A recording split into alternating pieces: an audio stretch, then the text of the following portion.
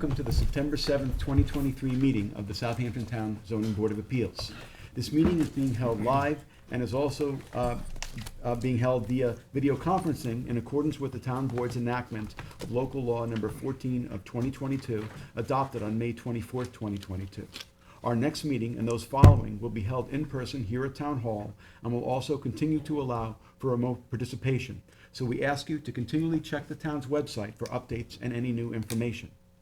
If you wish to view tonight's live meeting only, please do not join the Zoom meeting and instead go to the town's website. With that, I'd ask that you join me for the Pledge of Allegiance. I pledge allegiance to the flag of the United States of America and to the republic for which it stands, one nation, under God, indivisible, with liberty and justice for all.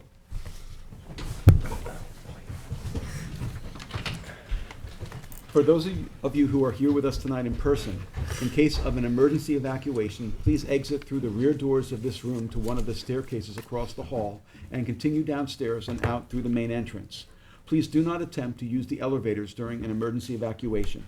In case of a medical emergency, the automated external defibrillator and first aid kit are both located in the hallway on this floor opposite the elevator. Restrooms are located across the hall. We will be starting the meeting with the public hearings. We have applicants and members of the public here with us live and also standing by via Zoom webinar, which is being moderated by CTV. CTV will mute the speakers on Zoom until it is their time to give testimony before the board. Please be patient. If you find that you are having difficulties accessing the hearings, please visit the town clerk's meeting portal and click on the instructions link. Please silence your cell phones and refrain from speaking to one another in the boardroom as it interferes with our recording equipment. Tonight, we have board member Helen Burgess participating via Zoom. A reminder that applicants, agents, and members of the public speaking, other than attorneys, will be sworn in, will state their address for the record, and will offer their testimony as it relates to the application before the board. Before handing in any submissions to the board tonight, please make sure that the documents identify the ZBA application name and tax map number. The application name should also be written on your certified receipts. Unless otherwise stated at the end of each hearing, all of these applications will remain open for written comments for all purposes until a date to be announced after the hearing. Those comments can be addressed to the members of the board and sent via email, mail, and/or dropped off at Town Hall to the board secretary, Candace Cowell. With that, I'd ask for a motion to approve the minutes of our last meeting. Motion to approve. Second. Mr. Leonard. Aye. Ms. Kern. Aye. Mr. Daly. Aye. Ms. Burgess. Helen, I think you might be muted. No, I Oh. don't think so. Oh, okay, we can hear you. You said aye? I did. I definitely- Okay, I just didn't hear you. Okay, Mr. Tudhill. Aye. Mr. Macedonio. Aye. I was not present at the last meeting, but I did watch the recording, and so I'm familiar with all the applications and will be participating in them, and I vote aye. With that, we'll go on to adjournments. Okay, item 7 on the agenda. It's Mary T. Shannon and Ann M. O'Connell. Move to adjourn to not, huh?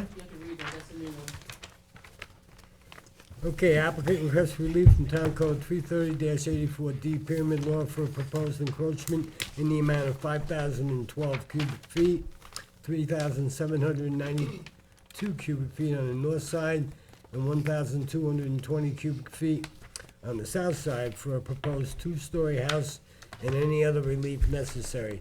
This is on 25 Marlin Road in East Quogue, Suffolk County Tax Map 900-384-3-13. Board has jurisdiction. Very good. I'll now move to adjourn to September 21. Second.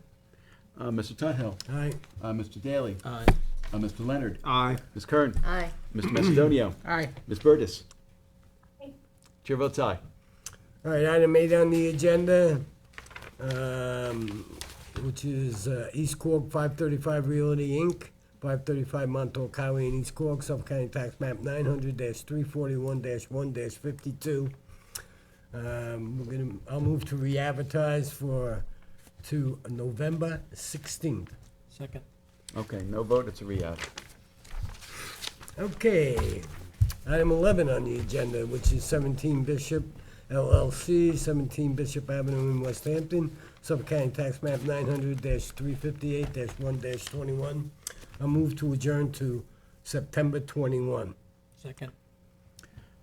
Do you want to have a discussion on Yeah, this? why don't we have a Yeah. discussion on the record? So we had a member of the public asking that we have the adjourn date be a date after September 21st. So, Katie, maybe you want to just comment a little bit on generally how we handle these kinds of Yeah, requests? I mean, I don't have the letter in front of me, I don't think, but we did get a, letter from the applicant requesting September 21st.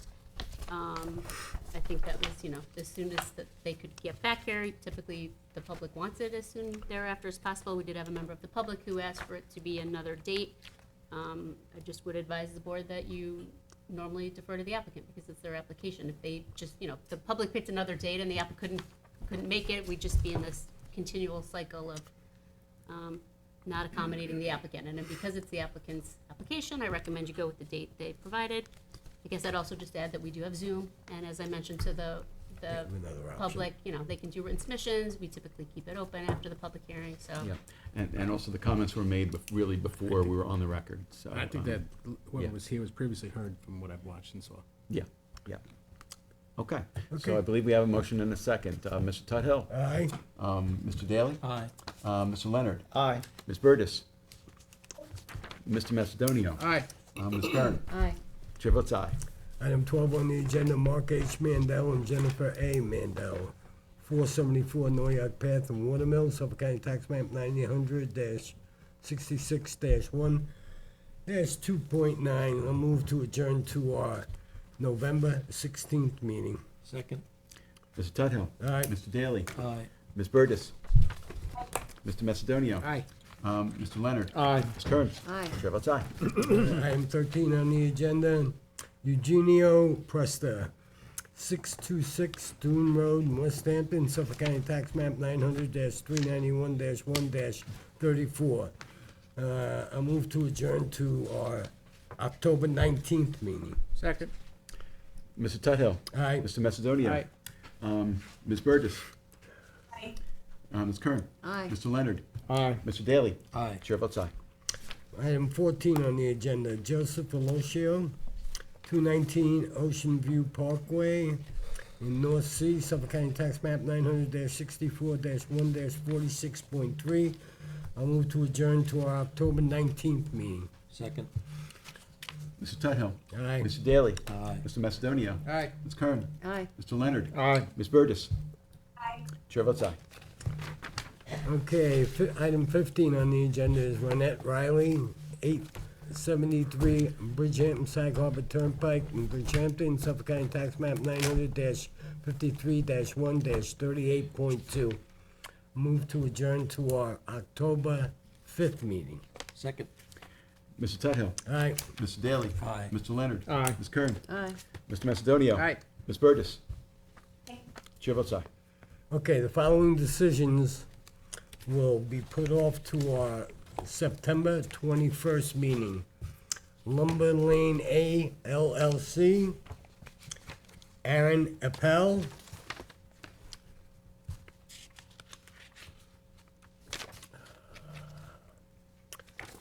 Alexander Vyman, Production Holdings LLC, and Lee Skolnick. Oh, no, that's it. No, That was it. not least Well, Conox, remember, we're gonna reopen. Yeah, Okay. all right. Second. Okay, all in favor? Aye. Any opposed? All right. Got stuff all over the place here. I know. It's a little confusing. All right, so I'll just start, we'll go back to the beginning of the decision calendar. We have Raymond Manning, a move to reopen to accept written submissions. Second.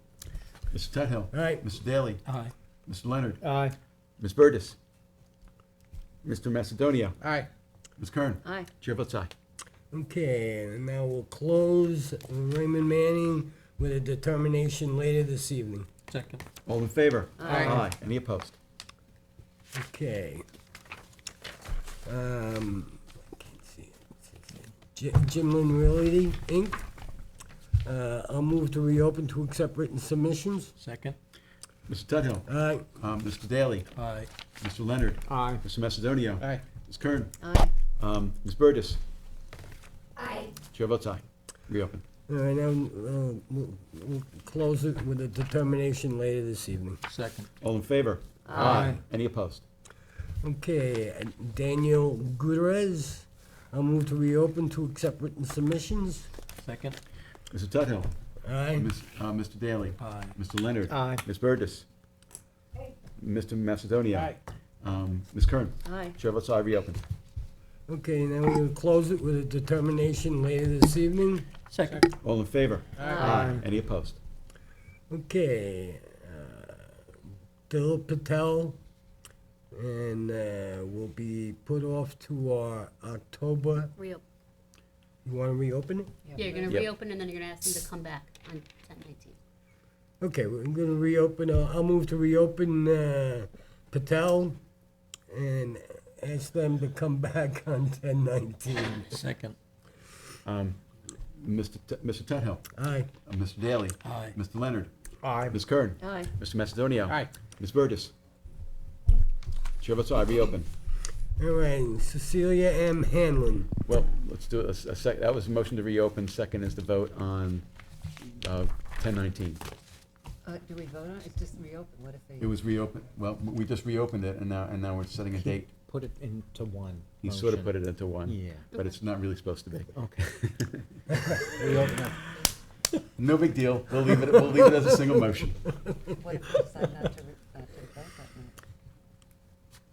Well, it's now put over until October 19th. Yeah, so Right. you have to like set a decision date Well, for that night? the reason I do it as separate votes is because the motion to reopen has to be unanimous. The motion to schedule for a new date does not have to be unanimous. That's the reason I do two different Okay. votes.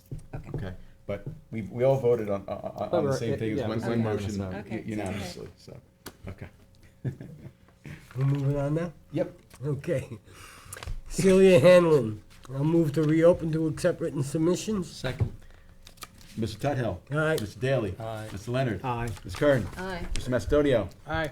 Ms. Burgess. Chair votes aye, reopen.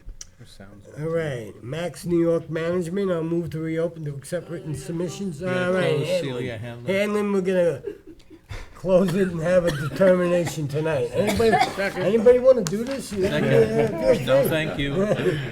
No, No, thanks. We have a lot going on. We have a second. Second. All in favor? Aye. Any opposed? All right, now we're gonna try Max New York Management. I'll move to reopen to accept written submissions. Second. Mr. Tudhill. Aye. Mr. Daly. Aye. Ms. Burgess. Aye. Mr. Macedonio. Aye. Mr. Leonard. Aye. Ms. Kern. Aye. Chair votes aye. Reopen. All right, now we're gonna close it for a decision later this evening. Second. All in favor? Aye. Any opposed? All right, Matthew Frank, determination will be held on October 5th. Second. All in favor? Aye. Any opposed? All right, Production Holdings LLC, 921, that's what you want, right? This is the chairman. We did that one already. We did this one. It's being Yeah, held Yeah, I up gotta to check held over off to next week, I guess we 9/21. did that already, yeah? All right, Lee Skolnick, Lee Skolnick will put over to 921. Okay, that's a motion gonna to actually reopen. Reopen that. Okay, do we have a second on the motion? Second. Okay, Mr. Tudhill, Mr. Leonard. Aye. Mr. Daly. Aye. Mr. Macedonio. Ms. Kern. Aye. Ms. Burgess. Chair votes aye, reopen. Okay, And now a motion to continue the public hearing until September 21st. Second. All in favor? Aye. Any opposed? all right, so, contrary to what the chairman had said earlier in his comments, we're gonna do the decisions first tonight. That's right, I forgot to mention that. Thank you. No problem. Okay, so All let's right, go so to what do you got decisions. there, Mr. Chair? I have a few, so bear with us for a little bit. I'm just gonna do some decisions first. Okay, I have a decision on the matter of the application of Joseph Light. This is for property located at Suffolk County Tax Map Number 900-287-1-1.27. This application is for property located at 15 Whippoorwill Lane in East Quogue. Applicant requests a side yard variance for a proposed garage addition to an existing dwelling. This application passes the standards set forth in New York State Town Law and the Town Code. Therefore, this board grants relief from Town Code 33011, Residence District's Table of Dimensional Regulations, for a principal minimum side yard setback of 11.5 feet where 20 feet is required for a proposed garage addition to the existing dwelling, as shown on the survey prepared by David H. Fox, LS, last dated July 24, 2023, and the plans and elevations prepared by Richard M. Suter, R.A., last dated February 7, 2023. This decision is subject to such other conditions and permits as applicant has already required or may otherwise have to acquire for final approval of the subject premises. Second. Mr. Tudhill. Aye. Mr. Macedonio. Aye. Mr. Daly. Aye. Mr. Leonard. Aye. Ms. Burgess. Ms. Kern. Aye. Chair votes aye. Next, have a decision on the matter of the application of PS 1946 Properties LLC for property located at Suffolk County Tax Map Number 900-142-319. This application is for property located at 69 Cypress Avenue, Flanders. Applicant requests a lot width variance in connection with a two-lot subdivision.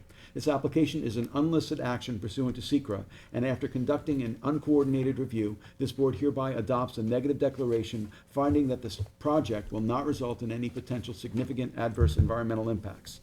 This application passes the standards set forth in New York State Town Law and the Town Code. Therefore, this board grants relief from Town Code 33011, Residence District's Table of Dimensional Regulations, for a lot width of 96.15 feet, where 100 feet is required for Lot 1 of a two-lot subdivision, as shown on the subdivision map prepared by Eric J. Pelletier of Meets and Bounds Surveying, last issued May 8, 2022. Grant of the foregoing relief is subject to such other conditions and permits as applicant has already acquired or may otherwise have to acquire for final approval of the subject premises. Second. Mr. Daly. Aye. Mr. Leonard. Aye. Ms. Burgess. Aye. Mr. Tudhill. Aye. Mr. Macedonio. Aye. Ms. Kern. Aye. Chair votes aye. I next have a determination in the matter of the application of Raymond Manning. This is for property located at Suffolk County Tax Map Number 900-563.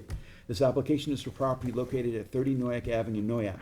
Applicant requests relief for a proposed new dwelling on an undersized lot. This application passes the standards set forth in New York State Town Law and the Town Code. Therefore, this board grants relief from the following provisions of the Town Code for a reconstruction of a one-family dwelling. Town Code 330-84D, pyramid height for a proposed encroachment in the amount of 470 cubic feet, 222 cubic feet on the south side, and 10 cubic feet on the north side, and 218 cubic feet on the east side, and 20 cubic feet on the west side. And Town Code 33011, Residence District's Table of Dimensional Regulations, for a total lot coverage of 27.4 feet where a maximum of 20% is permitted, as shown on the survey prepared by Robert Smith of Squires Holden, Weisenbacher, and Smith, last revised July 13, 2023, and the pyramid sketch, floor plans, and elevations prepared by architect Matthew Cohn of Sea Lodge Architecture, last dated July 6, 2023. The grant of the foregoing relief is subject to such other conditions and permits as applicant has already acquired or may otherwise have to acquire for final approval of the subject premises. Second. Mr. Daly. Aye. Mr. Leonard. Aye. Ms. Burgess. Aye. Mr. Tudhill. Aye. Mr. Macedonio. Aye. Ms. Kern. Aye. Chair votes aye. I next have a decision on the matter of the application of Bradley E. and Sarah D. Hagestad, sorry if I'm mispronouncing, Suffolk County Tax Map Number 900-210-1-5.1. This application is for property located at 34 Ridge Road, Shinnecock Hills. Applicants seek relief for a proposed garage addition, covered porch, and parking area on a lot burdened by 2 front yards. This application passes the standards set forth in New York State Town Law and the Town Code. Therefore, this board grants relief from Town Code 33011, Residence District's Table of Dimensional Regulations, for 1, a principal front yard setback from the northerly property line, Sugarloaf Road, of 49 feet where 60 feet is required for a proposed 2-story garage addition with living space above, and 2, a principal front yard setback of 46 feet from the westerly property line, Ridge Road / Bathhouse Road, where 60 feet is required for a proposed covered porch. This board also grants relief from Town Code 330-77A, placement of accessory buildings, structures, and uses in all districts, for an approximately 24-foot by 20-foot parking area in the front yard. These variances are granted as shown on the survey prepared by John Barilski, surveyor, last dated April 18, 2023, and the floor plans and elevations prepared by Sean Leonard, R.A., dated March 14, 2023. Granted, the foregoing relief is subject to such other conditions and permits as applicant has already acquired or may otherwise have to acquire for final approval of the subject premises. Second. Mr. Daly, No. Mr. Leonard, Aye. Ms. Burgess, Aye. Ms. Kern, Aye. Mr. Tudhill, Aye. Mr. Macedonia. Aye. Chair votes aye. I next have a decision on the matter of the application of Elizabeth and David Blodgett for property located at Suffolk County Tax Map Number 900-16-264. This application is for property located at 8 Valley Road, Hampton Bays. Applicants seek variances to allow a proposed swimming pool, fire pit, and pool patio to be located within the required minimum side yard on a lot that is burdened by 2 front yards. This application passes the standards set forth in New York State Town Law and the Town Code. Therefore, this board grants relief from Town Code 33076D, placement of accessory buildings, structures, and uses in all districts, and Town Code 33083C, yards, to allow the proposed in-ground swimming pool, fire pit, and pool patio to be located within the required minimum side yard, or minimum side for a, that must be side yard, for the principal building, as shown on the survey prepared by Gary J. Benz, LS, last dated August 2nd, 2023. This decision is subject to such other conditions and permits as applicant has already acquired or may otherwise have to acquire for final approval of the subject premises. Second. Ms. Kern, Aye. Ms. Burgess, Aye. Mr. Tudhill, Aye. Mr. Macedonia, Aye. Mr. Daly, I'm recused from that. okay, and Mr. Leonard. Aye. Chair votes aye. I next have an amended decision on the application of 225 Butter Lane LLC and 251 Butter Lane LLC for property located at Suffolk County Tax Map Number 952-1, lots 53.15 and 35.15 and 36.15. On January 7, 2021, by decision number D021005, this board granted variances in connection with Lot 4 of a proposed 4-lot subdivision. This subdivision was still being finalized at the time of this decision, and subsequent to the board's approval, the development plans changed. As such, the proposed subdivision map was modified before the planning board to a 3-lot subdivision, with the only change to the ZBA decision being the reference to a 4-lot subdivision, as well as Lot 4 now being referred to as Lot 2. Therefore, ZBA decision number D021005 is hereby amended to reference a 3-lot subdivision instead of a 4-lot subdivision, and all references to Lot 4 are now Lot 2. As such, the last paragraph of the decision number D021005 is replaced in its entirety by the following.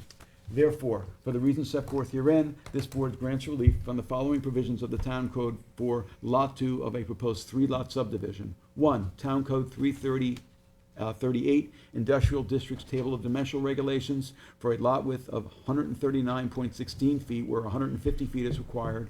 And 2. Town Code 33082, lot width, for a flagpole width of 10.01 feet where 20 feet is required, as shown in the survey prepared by Stephen F. Barilski, surveyor, on March 18, 2019, last revised November 14, 2022. Granted, the foregoing relief is subject to such other conditions and permits as applicant has already acquired or may otherwise have to acquire for final approval of the subject premises. Second. Ms. Kern, Aye. Mr. Leonard, Aye. Mr. Daly, Aye.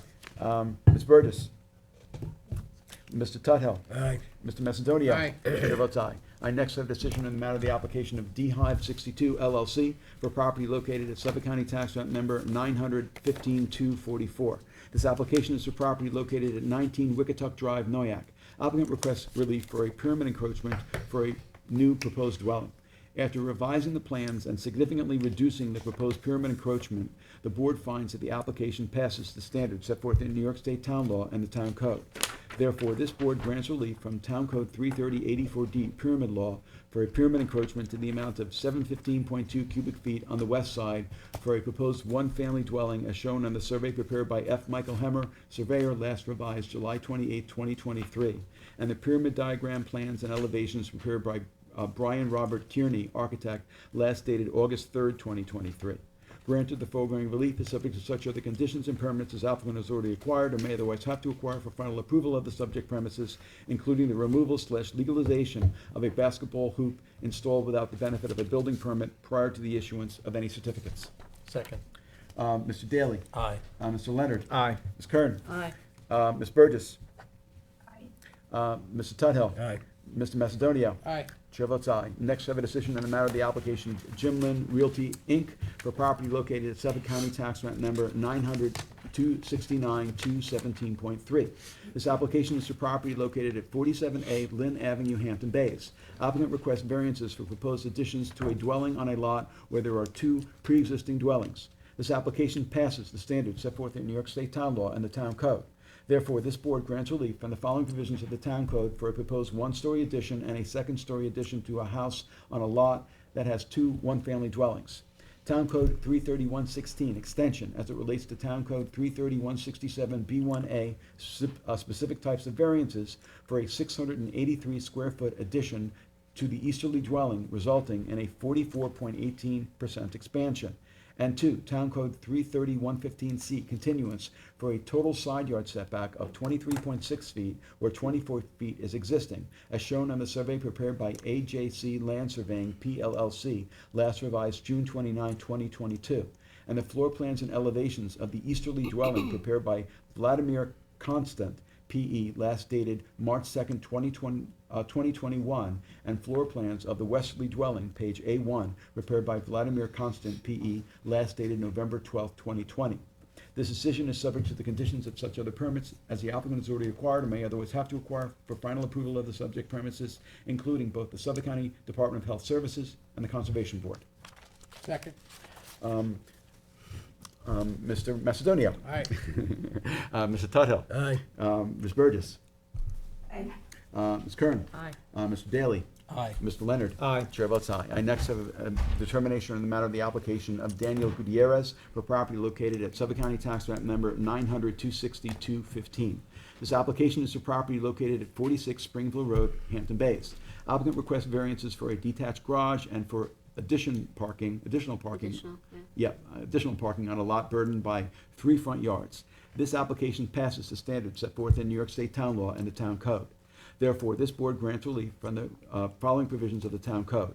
Town Code 330-76D, placement of accessory buildings, structures, and uses in all districts, and Town Code 330-83C yards to allow proposed detached garage to be located within the minimum required side of a must be side yard for the principal building. And 2, Town Code 330-94, schedule of off-street parking space requirements for residential uses to allow 7 parking spaces to be located within the required front yard where a maximum of 4 spaces is permitted, as shown on the site plan prepared by Southampton Engineering Services, PC, dated September 6, 2023.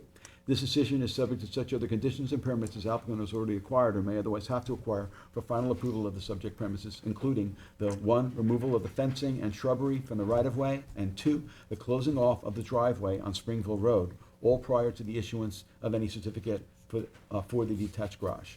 Second. Mr. Daly. Aye. Mr. Leonard. Aye. Mr. Tuthill. Aye. Mr. Macedonio. Aye. Ms. Burgess. Aye. Ms. Kern. Aye. Chair votes aye. I next have a decision on the matter of the application of Cecilia M. Hanlon for property located at Suffolk County Tax Map Number 900-155-124. This application is for property located at 121 Cold Spring Point Road, Tuckahoe. Applicant requests a variance to legalize a 3-story dwelling and agreed to conditions prohibiting further expansion or rebuilding of the 3rd story. As such, this application passes the standards set forth in New York State Town Law and the Town Code. Therefore, this board grants relief from Town Code 33011, Residential Districts Table of Dimensional Regulations, to legalize a 3-story dwelling where a maximum of 2 stories is permitted, as shown on the survey prepared by Squires, Holden, Weisenbacher, and Smith, last revised August 17, 2023, and the plans prepared by Stephen D. Lemansky, P.E. of Southampton Engineering Services, P.C., dated April 6, 2023. Given the circumstances and applicant's willingness to limit the variance to the existing 3rd story only, this decision is conditioned upon the square footage of the 3rd story not being expanded and the 3rd story not being rebuilt should the existing dwelling ever be demolished. This decision is further subject to such other conditions and permits as applicant has already acquired or may otherwise have to acquire for final approval of the subject premises. Second. Ms. Kern. Aye. Mr. Daly. Aye. Mr. Tuthill. Aye. Mr. Leonard. Aye. Mr. Macedonio. Aye. Ms. Burgess. Aye. Chair votes aye. I next have a decision on the matter of the application of Daniel S. Collins, Jr. for property located at Suffolk County Tax Map Number 900-344-141.1. This application is for property located at 9 Willowshade Avenue, East Quogue. Applicant requests variances for a proposed swimming pool in the front yard on a lot burdened by 2 front yards and 1 side yard. This application passes the standards set forth in New York State Town Law and the Town Code. Therefore, this board grants relief from the following provisions of the Town Code for a proposed in-ground swimming pool. Town Code 33011, Residence Districts Table of Dimensional Regulations, for an accessory distance from street, front yard, setback of 10.6 feet where 50 feet is required. And Town Code 33076D, placement of accessory buildings, structures, and uses in all districts. And Town Code 33083C, yards, to allow the swimming pool to be located within the required front yard for the principal building, as shown on the survey prepared by Nathan Taft Corwin III, revised March 14, 2023. This decision is subject to such other conditions and permits as applicant has already acquired or may otherwise have to acquire for final approval of the subject premises, including the planting and maintenance of 15-foot tall trees to providing screening of the pool by the applicant and all successors in title. Second. Mr. Tudhill. Aye. Mr. Macedonia. Aye. Ms. Kern. No. Mr. Leonard. Aye. Mr. Daly. No. Ms. Burgess. no, Chair votes aye. I next have a decision in the matter of the application of Richard J. Flood and Mary Ann Steffens for a property located at Suffolk County Tax Map Number 900-5465. This application is for property located at 188 Noyak Avenue, Noyak. Applicants request variances to construct a new house and pool on an undersized lot in Pine Neck. After revising the plan several times to comply with the height regulations and after agreeing to screen the proposed pool, this board finds that the application passes the standards set forth in New York State Town Law and the Town Code. Therefore, this board grants the following relief. 1, to construct a new one-family dwelling on a non-conforming vacant lot. 1, Town Code 33084D, Pyramid Law, for a pyramid encroachment to the amount of 5,373.29 cubic feet, 2,626.65 cubic feet on the east side, and 2,746.64 cubic feet on the west side. And 2, Town Code 33011, Residence Districts, a table of dimensional regulations for a rear yard setback of 24.2 feet where 30 feet is required, and a lot coverage of 24% where a maximum of 20% is required. And 2, to construct a swimming pool. Town Code 33011 for an accessory rear yard setback of 7 feet where 8 feet is required. These variances are granted as shown on the survey prepared by Gary Ben, surveyor, last dated September 22nd, 2022, and the floor plans and elevations prepared by Todd O'Connell, AIA, last dated April 20th, 2023. Granted the foregoing relief is subject to such other conditions and permits as applicant has already acquired or may otherwise have to acquire for final approval of the subject premises, including the installation of screening/vegetation along the southerly property line and the easterly property line for the length of the swimming pool prior to the issuance of any certificates of occupancy or compliance, and the maintenance of said screening/vegetation by the applicant and all successors in title. Second. Mr. Leonard. Aye. Mr. Daly. No. Ms. Kern. No. Ms. Burgess. no, Mr. Tudhill. Aye. Mr. Macedonia. Aye. Chair votes aye. Next, I have a decision in the matter of the application of Max New York Management for property located at Suffolk County Tax Map Number 900-231-140. This application is for property located at 322 East Montauk Highway, Hampton Bays. Applicant requests variances to elevate an existing dwelling and decking to be FEMA compliant and for a small addition. This application passes the standards set forth in New York State Town Law and the Town Code. Therefore, this board grants relief from the following provisions of the Town Code. 1, for the lifting of an existing one-family dwelling and to add a second story on the east side of the dwelling. 1, Town Code 33084D, pyramid height for a proposed encroachment to the amount of 3,695 cubic feet as follows: 1,121 cubic feet on the north, 2,142 cubic feet on the east, and 432 cubic feet on the west. And 2, to legalize, elevate, and reconstruct the deck attached to the south side of the dwelling. 1, 330-77F, placement of accessory building structures and uses in residence districts that references 33011 Residence Districts Table of Dimensional Regulations for an accessory side yard setback of 33.2 feet from the east property line and 13.5 feet from the west property line, where 20 feet is required. And 2, Town Code 33080 83A4 yards to allow a deck higher than 1 foot above ground level to be located in the front yard.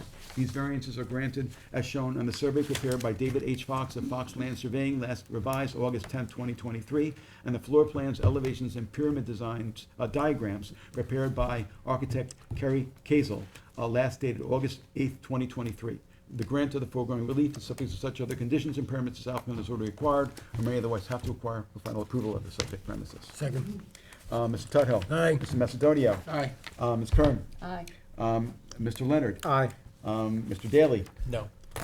Ms. Burgess. no. Chair votes aye. And that is it for decisions. Thanks for your Good job, patience Adam. with us. Good job, man. I need a drink of water. There's quite a few there. Speed reading. September 21st. Okay, if you guys were waiting for a decision to be read, you can go. All right, Thank you, Mr. Gutierrez. back to the beginning of the agenda, which is item 1 on the agenda, is Stephen and Melissa Lesser, 62 Noyak Harbor Road in Noyak, Suffolk County Tax Map 900-4-1-75.1. Applicant requests relief from the following provisions of the town code. 1, for proposed one-family dwelling on a non-conforming lot, 330-115D, continuance for a total side yard setback from 27.2 feet to 21 feet, and 330-84D pyramid height for a proposed encroachment in the amount of 5,484 cubic feet. 1,845 cubic feet on the east side, 3,639 cubic feet on the west side, for a proposed detached garage, 330-84D pyramid height, for a proposed encroachment in the amount of 22 cubic feet, and any other relief necessary. Board has jurisdiction? Good Pass evening. that to Mike. Just have to swear you all in. If you can just state your names and addresses. Sorry, Susanna Herman, Mike? consultant, Yeah. 1319 North Sea Road, Southampton. Okay, you do swear to tell the truth, the whole truth, and nothing but the truth. I do. Thank you. Okay, you sir? Sal Cicerelli, architect, 206 Academy Street, Bayport, New York, 11705. And do you swear to tell the truth, the whole truth, and nothing but the truth? Yes. She just needs to write down your last name. C-I-C-E-R-E-L-L-I. Yep. Okay, and sir? Hi, Steve Lesser. I'm the owner of the property at 62 Noyak Harbor Road, Sag Harbor. Okay, and do you swear to tell the truth, the whole truth, and nothing but the truth? Yes. Okay, thank you. You can tell us about the application. All right, so the property is located at 62 Noyak Harbor Road. It is a, are we listening? Ready? Okay, I didn't want to start prematurely. Okay. We're proposing to replace an existing two-story residence with a new two-story residence in basically the same location. It'll be slightly landward in order to meet a greater wetland setback. We're going from about 92 feet from the wetlands to 99 feet from the wetlands with the new proposed structure. We're making slightly larger footprint left to right, and adding, to the footprint, we're adding 342 square feet. The house cannot be expanded towards the water, obviously because of the location of the wetlands. We're already pushing that envelope a little bit, even though we're moving back slightly from the existing. We can't expand the house towards the street due to the location of the existing swimming pool, the existing garage, which is to be, to remain, and the location of the proposed new IA sanitary system. We're asking for pyramid relief in a total of 5,484 cubic feet for the house and 22 for the proposed cupola that we're adding to the existing garage. We're also asking for total side yard relief to go from 27.2 to 21 feet for total side yard. We meet the side yard setbacks, because we're on wetlands. Section 330-83K lets us go as close as 10 feet to either side yard. So we are proposing 11 feet on one side and 10 feet on, 11 feet on the west side and 10 feet on the east side. There's also an existing shed which is not in pyramid compliance, which is to be removed. And the existing house has an existing pyramid nonconformity of 3,707 feet. So we're only increasing the pyramid relief requested by 1,781 cubic feet for the house. The lot is encumbered. Obviously, we have wetlands. The property borders on Noyak Creek. We've gone to the Conservation Board. They've approved the project pending the covenant, which we're in the process of getting filed for the extensive non-disturbance, non-fertilization buffer, which is between the proposed construction and the wetlands. That area will be revegetated with a high-quality native plantings plan, which has been approved by Marty Shea. The lot is undersized. We're in an R40 zoning district, and the lot size is 20,950 square feet. So we're just a little more than half of what's required in this zoning district. And the lot is only, in the building area, is only about 68 feet wide. The lot is further encumbered by a right-of-way between Noyak Harbor Road and the building. The driveway, there's a driveway easement which is used by the two properties to the east of the subject property in order to gain access from their, to their properties, to their houses. So if you look at the survey, you'll see that the entire lot from the waterfront to the area of the proposed house and from the street to the area of the proposed house is occupied. So the only place that we can go is towards the east, towards the side property lines and up. There's also extensive drainage that was required as part of the Conservation Board process. So we're expanding in really the only location where the house can be expanded. In addition, the parking for the house has to be beyond that right-of-way area, and we're trying to be as efficient as possible with space by parking on top of the new IA sanitary system where we can. The addition also is in a location that is currently covered by driveway, so it's already disturbed property, and it'll actually be a big improvement environmentally because the driveway now runs all the way down towards the water as a chute for runoff to go towards Noyak Creek. So that's being eliminated and the area revegetated in the buffer area. There are several mitigating factors which make this a very reasonable request for variance. First of all, the house is located about 120 feet from the road. So if you're looking at the photographs that I submitted, the first photo is looking, actually standing in the driveway, not at the street, looking towards the garage. And the garage basically completely blocks the view of the existing house, and it would be similar for the proposed house as well.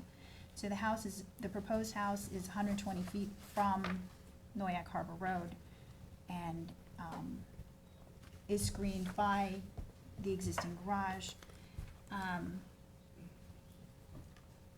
The property is also at the end of a cul-de-sac, and not just any cul-de-sac, there's also an island in the middle of the circle, which you can see in the final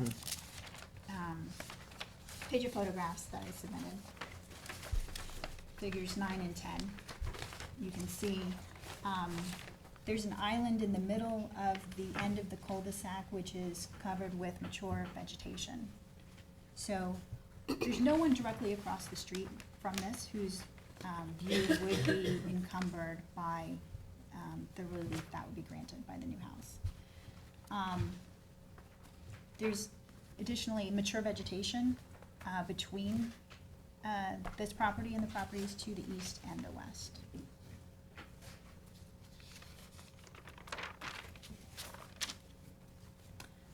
Regarding the character of the neighborhood, we believe that the proposed new house will be within the character of the neighborhood. There have been multiple variances approved just on this little cul-de-sac here, including on the property adjacent to this property to the east, where in December 19th, 2019, pyramid relief of 4,977 cubic feet was granted for a very similar project, very similar width lot. That lot is actually 2 feet wider than this lot, so their pyramid relief is slightly less for a very similar size house, very similar lots. How much pyramid relief was it that they got? They got 4,977 cubic feet. We're asking for slightly more than that, just over 500 cubic feet. I'm sorry, 5,000 cubic feet. And you can see that house in some of these photos, figure 10. You can see it's right next door. This is us here.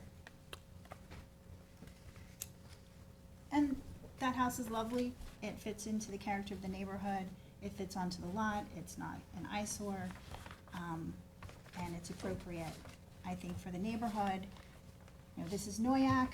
A lot of the houses are older, one by one. They're being replaced with newer homes, and a lot of variances are needed on these narrow lots. So, I handed up copies of several variances that are in the area, but the most relevant, I think, is the one that's directly next door to the east of the property, to the fact that we're asking for basically the same variance on a very similar property that's right next door. The lessers are friendly with their neighbors. They've spoken to everyone who was notified, and every one of their neighbors has been in support of the project. And they have letters from, I'll let Steve. Yep, you can submit them to our attorney Okay. if you'd like. Sure. So those, I can submit. Yeah, and there's two. Of course. Okay, so, severely constrained lot, but as, you know, recent applications have, we've indicated that our board is watching, more closely, a pyramid, applications for pyramid relief. So, my guess is that we're gonna wanna talk about ceiling heights, we're gonna talk about, you know, whether there's anything that can be done to reduce the number, beyond what's being proposed. Did we get plans? I have Yeah, copies. Sal has additional plans if you want to Sure. hand those up so you can hold them in your hands.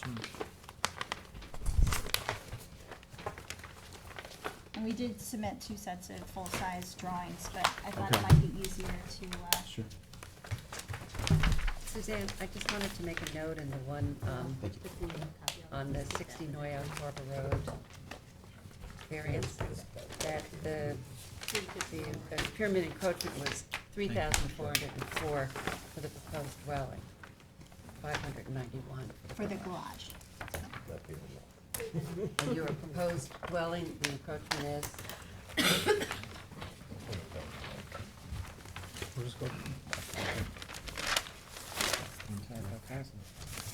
Yeah, almost, it's a little bit for the cupola, but, That's total. Yeah, the total for the So house. the total we're proposing is 5506. right, but how much Where for the house?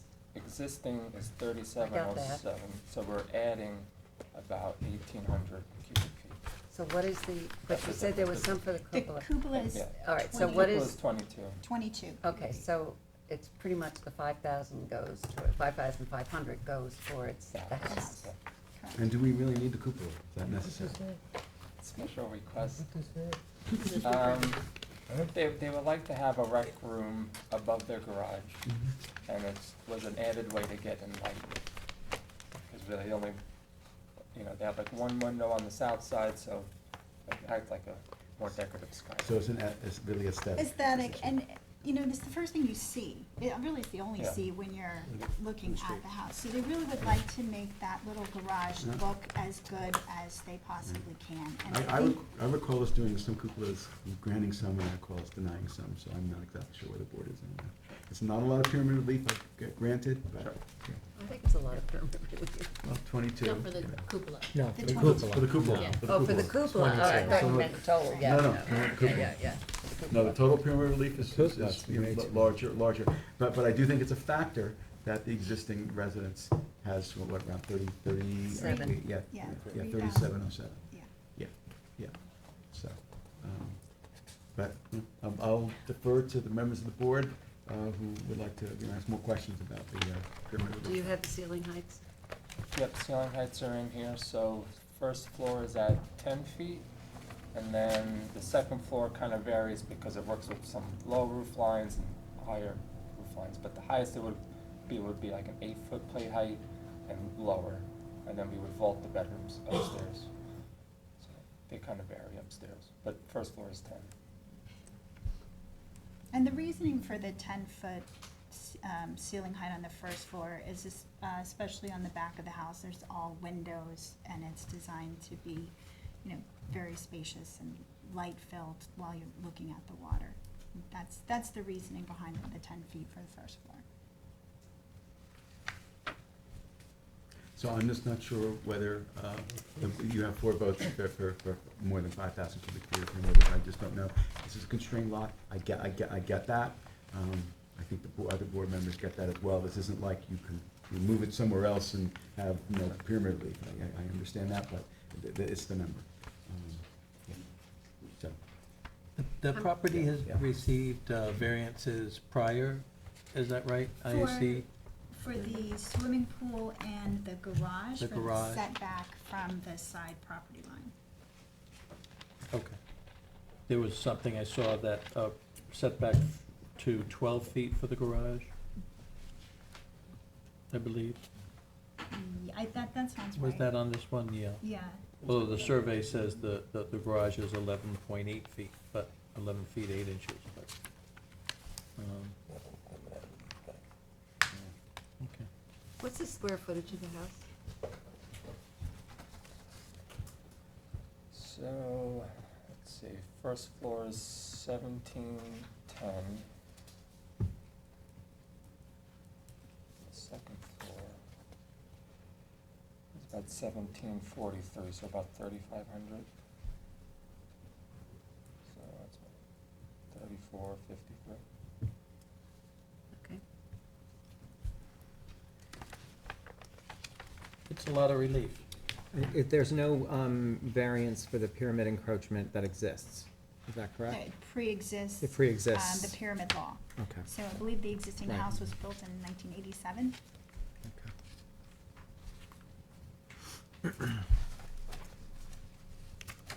It's a lot of relief. I mean, is there any way to make some modifications to this? I mean, is there an ideal number you would like to get it to? Not That's five- always the Not question. 5,500. Under 5. Under five. I mean, Well, under, let's say, Maybe under under- 4, Yeah, under 4. under Yeah. 4. or at least close to 4. But So, I mean, let's say we would work with the 10-foot ceiling, I guess is always the first question. For every inch, what happens? right, so for every inch I bring it down, I would gain about 125 cubic feet. So, you know, if I took out 4 inches, that would gain 500 square, cubic feet. That would get us to And that 5. gets us to 5, which is not much, it's 4 inches, which interior might make a difference, exterior probably not. If we went to 9-foot ceiling, what would that do? yeah, You would probably take almost 1,000 off, getting close. getting close. Sure. That would be preferable for Yeah, that me personally, in terms of a number. I mean, you want a big house on not a very big lot, and sometimes that's just not always Sure. possible. Seems to me your second floor is really the issue.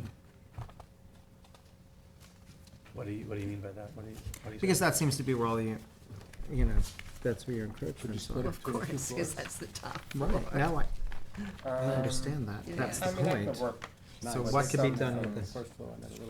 Yeah, I mean, the roof line's kind of Little determining dormer the action plate for heights doing something upstairs. else.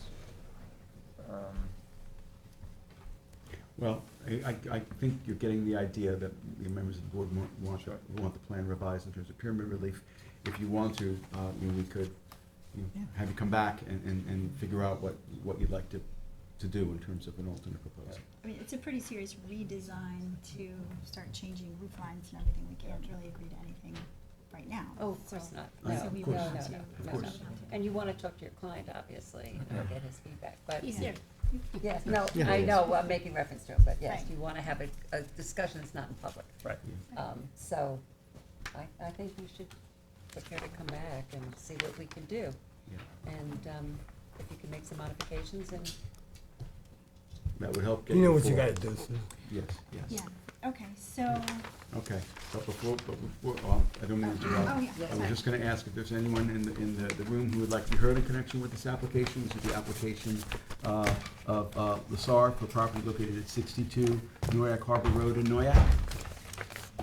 Feel free to, we need to have you come on up, okay? You need to get you a microphone. Okay, we have a recording system. And, yep, and I just have to swear you in unless you're an attorney. You can state your name and address for the record, please. Teresa Schuster, 57 Noyak Harbor Road, Noyak. Okay, and do you swear to tell the truth, the whole truth, and nothing but the truth? Yes, I do.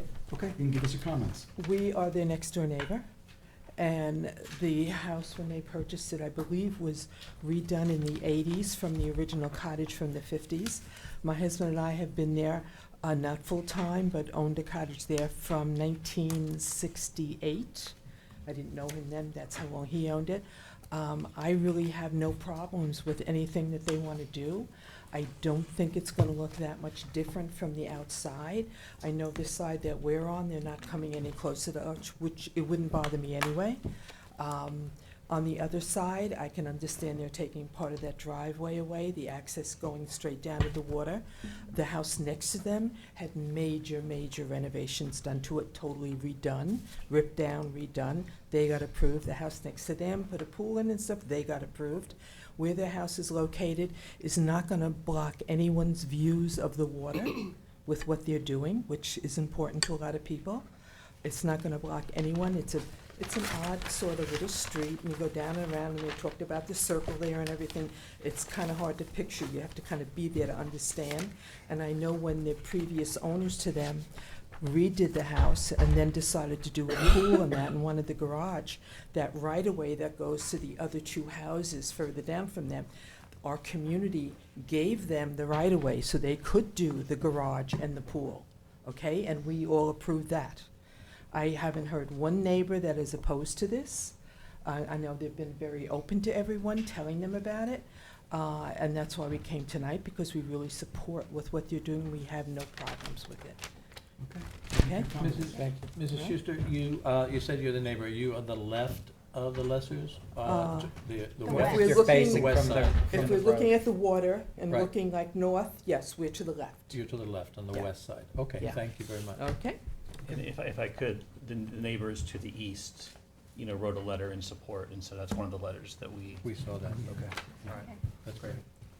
Okay, so, is there anyone else who's waiting to be heard, who's here in the boardroom in connection with this application, which is again 62 Noyak Harbor Road in Noyak? Is there anyone who's waiting to be heard on Zoom in connection with this application, which is again for property located at 62 Noyak Harbor Road in Noyak, application of Lassar? Anyone on Zoom? Okay, if not, Mike, we just have to figure out when they'd like to come back. So, yes, our next meeting is September 21st, then the next meeting after that is October 5th. We're pretty busy on both meetings, but could we fit? Yeah. I think our consensus is sooner better. So 9:21? Yep. Okay, so, thank you for being here this evening, and we will keep this open for all purposes until the September 21st meeting. Okay, great, thank you. Thank you. Okay, thank you. Mr. Daly? Aye. Ms. Kern? Aye. Mr. Leonard? Aye. Ms. Burgess? Mr. Tudhill. Aye. Mr. Macedonia. Aye. Chair votes aye. Thank you all for being here tonight. Thanks.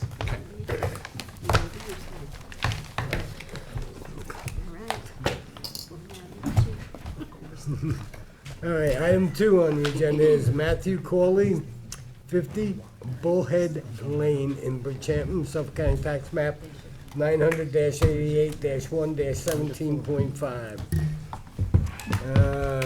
Suffolk County Tax Map number 900-88-1-17.5. Applicant requests relief, the following relief from Town Code 330-6, General Regulations, that references 330-11, Residence Districts Table, District Dimensional Regulations.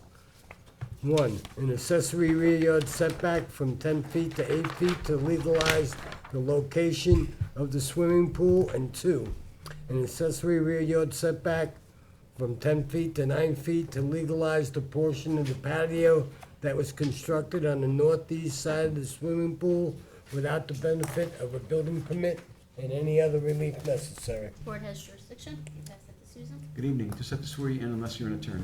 Not yet. Okay, you can state your name and address for the record, please. Sure. Katie Frank from Springs NPC. I reside at 243 Little Fresh Pond Road, Southampton. And do you swear to tell the truth, the whole truth, and nothing but the truth? I do. Thank you. Can you tell us about the application? Sure. So this property is located at 50 Bullhead Lane. It's zoned as R20. It's a little under 12,000 square feet. I'm here this evening because there were 2 mistakes made on this property. One in relation to the swimming pool, which was built 2 feet closer to the property line than it should have been, and then second for a raised patio that was built 2.4 inches outside of the allowed setbacks. The pool was an error using an old survey and not having it staked by the surveyor. Jason Simmons from Jason Pools is also joined here via Zoom in case there are any questions the board has that I can't answer. And also Ben Tyson from Ocean View Landscapes did the building of the raised patio. So again, both of these were honest mistakes. The builders learned from them and do not plan on repeating them. I would like to go through the 5 balancing factors for the board briefly, if I may. So we don't believe an undesirable change would be created in the neighborhood. The mistakes are not visible from the road, and there are 2 adjoining neighbors, both of which have submitted letters of support. The variances are minor, both at 2 feet and 2.4 inches, so we don't believe, again, that there would be an undesirable change created. With respect to if there's another option to achieve the benefits sought, I think we all know that option would be to move the pool and the patio, but both would be at great expense and burden to the homeowner. Whether the variance is substantial, I don't believe so. At 2 feet and 2.4 inches, we don't believe it's substantial. We also don't believe there's going to be any negative effect on the physical or environmental aspects of the property. We're not increasing coverage or changing the environmental conditions of the property. And whether it was self-created, it was self-created because it was mistakes done by the applicant. If the board has any questions, happy to answer.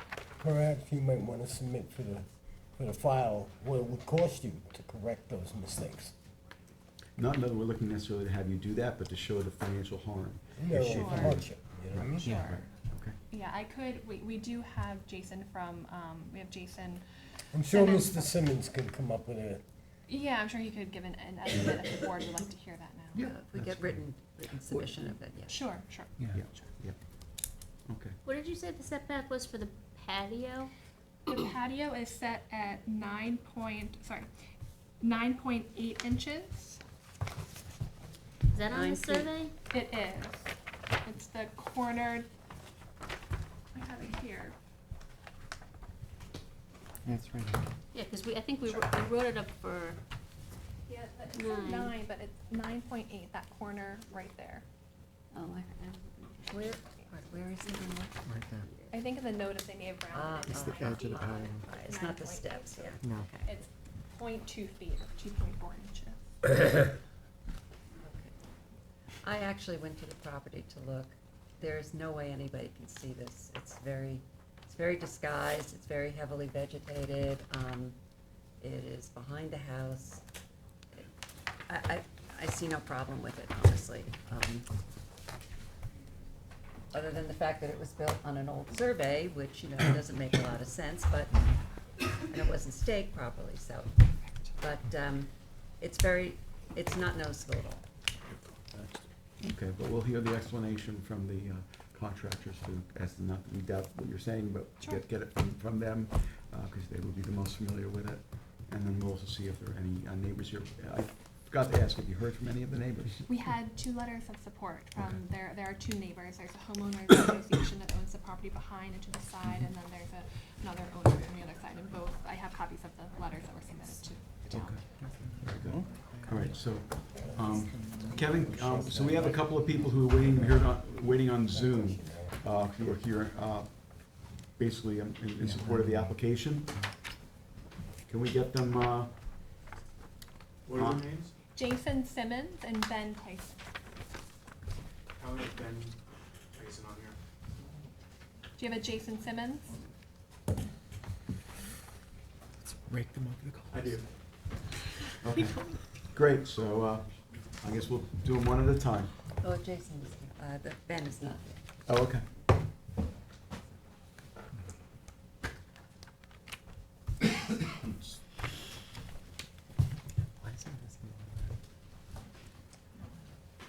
Yeah.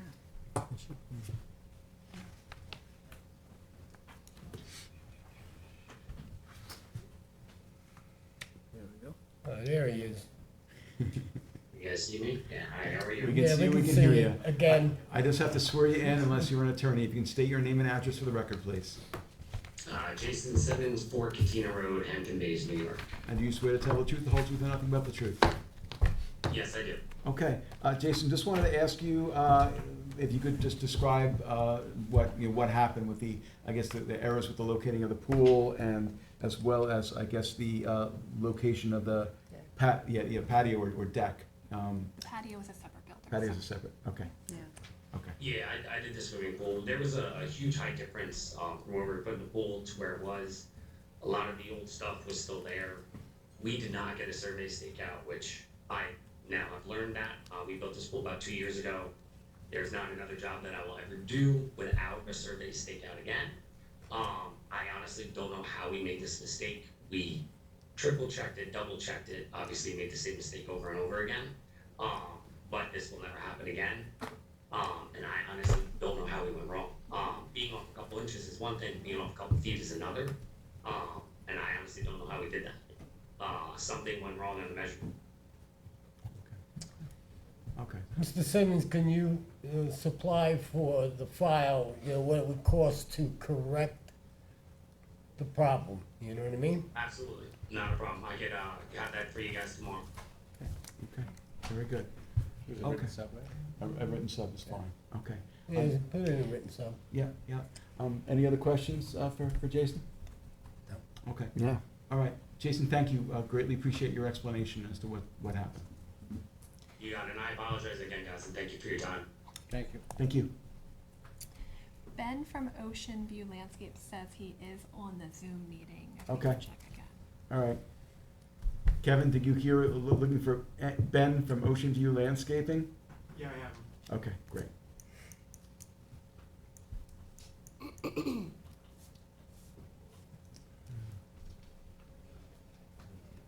He's joining. Good thing it wasn't Buck. There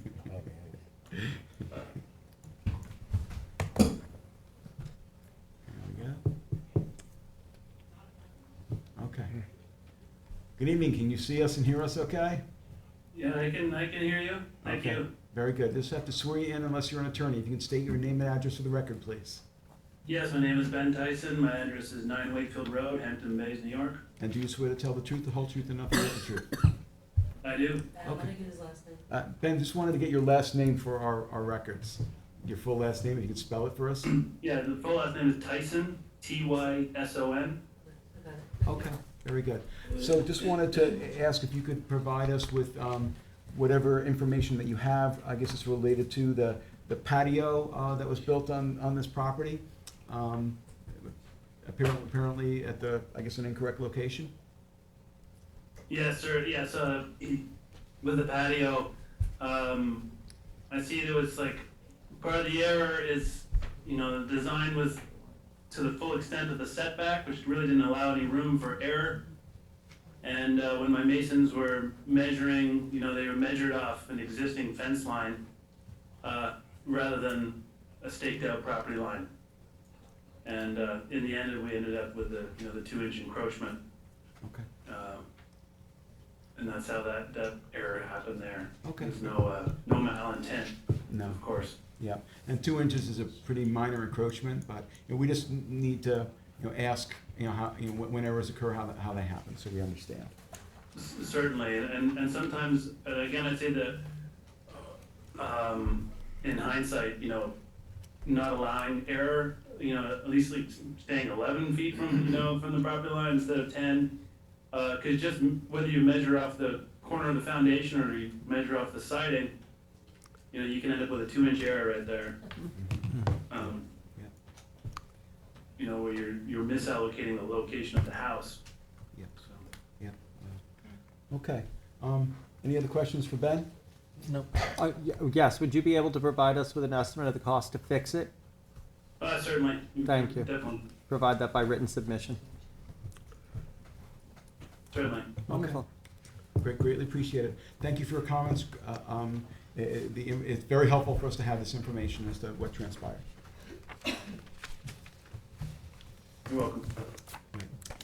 Okay, do you want to add anything, or I was going to ask if there's anyone from the public? Okay. Is there anyone from the public who would like to be heard in connection with this application? It's the application of Cawley for property located at 50 Bullhead Lane, 50 Bullhead Lane in Bridgehampton.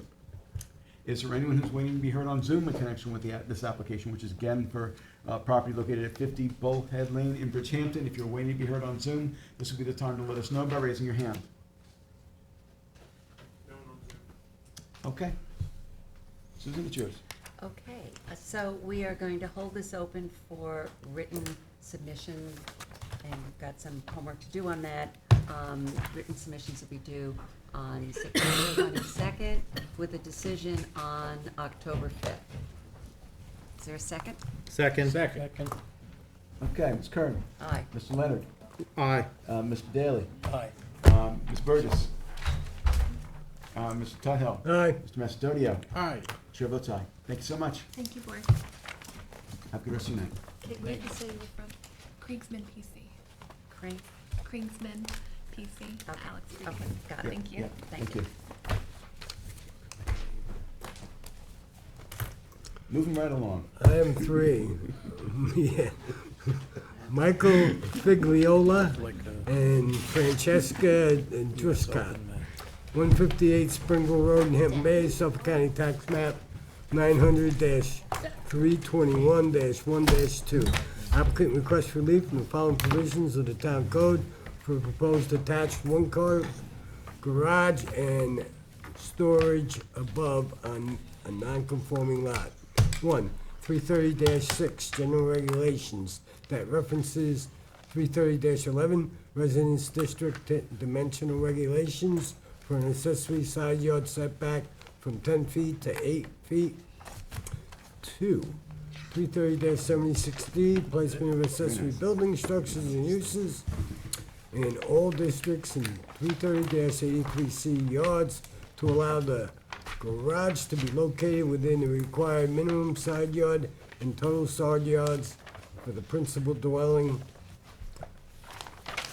And 330-84D, pyramid height for a proposed encroachment in the amount of 724 cubic feet, and any other relief necessary. Board has jurisdiction. Good evening. State your name and address for the record, please. Daphne Vaughn, Surfside Environmental Planning, 225 Montauk Highway, Mauritius, New York. And do you swear to tell the truth, the whole truth, and nothing but the truth? I do. Okay, can you tell us about the application? Excuse me. So the subject property is located at 158 Springville Road in Hampton Bays in an R20 zoning district. Although the lot is conforming to the zone for lot area at 21,737 square feet, it is non-conforming to the zone for lot width at only 90 feet, where 120 feet is required. The property is currently developed with a one-story single-family residence with a screened porch, an at-grade concrete patio, and benefits from a pre-existing CO from May of 1993 for the same, as well as a certificate of compliance from December of 1993 for a living area addition and porch to the dwelling. So at the present time, the owners wish to seek permission to construct a detached one-car garage with some walk-up storage above it. As the property has limited storage for the owner's possessions and backyard equipment. So the garage is proposed at 14 by 24, which is 336 square feet, on the ground with a dormer storage area above it. The dormer proposed is on the east side of the building, which is right on the same side of the residence. The side of the second floor, we'll call it, where the encroachment into the side yard is an angled roof line. So the property fronts on Smiths Creek and is regulated by both the Town Conservation Board and the DEC. We received both Conservation Board and DEC tidal wetlands permits and provided copies of those for the record. Part of the Town Conservation Board approval was the requirement for a naturally vegetated wetlands non-disturbance non-fertilization buffer, which is shown on the survey, taking up a fair amount of that backyard, let's call it. And we've also provided a copy of the covenant that was filed that's associated with that. The garage is just landward of a FEMA AE elevation 8 flood zone. So it's not in the flood zone, it's just landward of that line. So right now, we're seeking the following variances for the proposed structure. From 330-11 for the accessory side yard setback at 8 feet where 10 feet is required.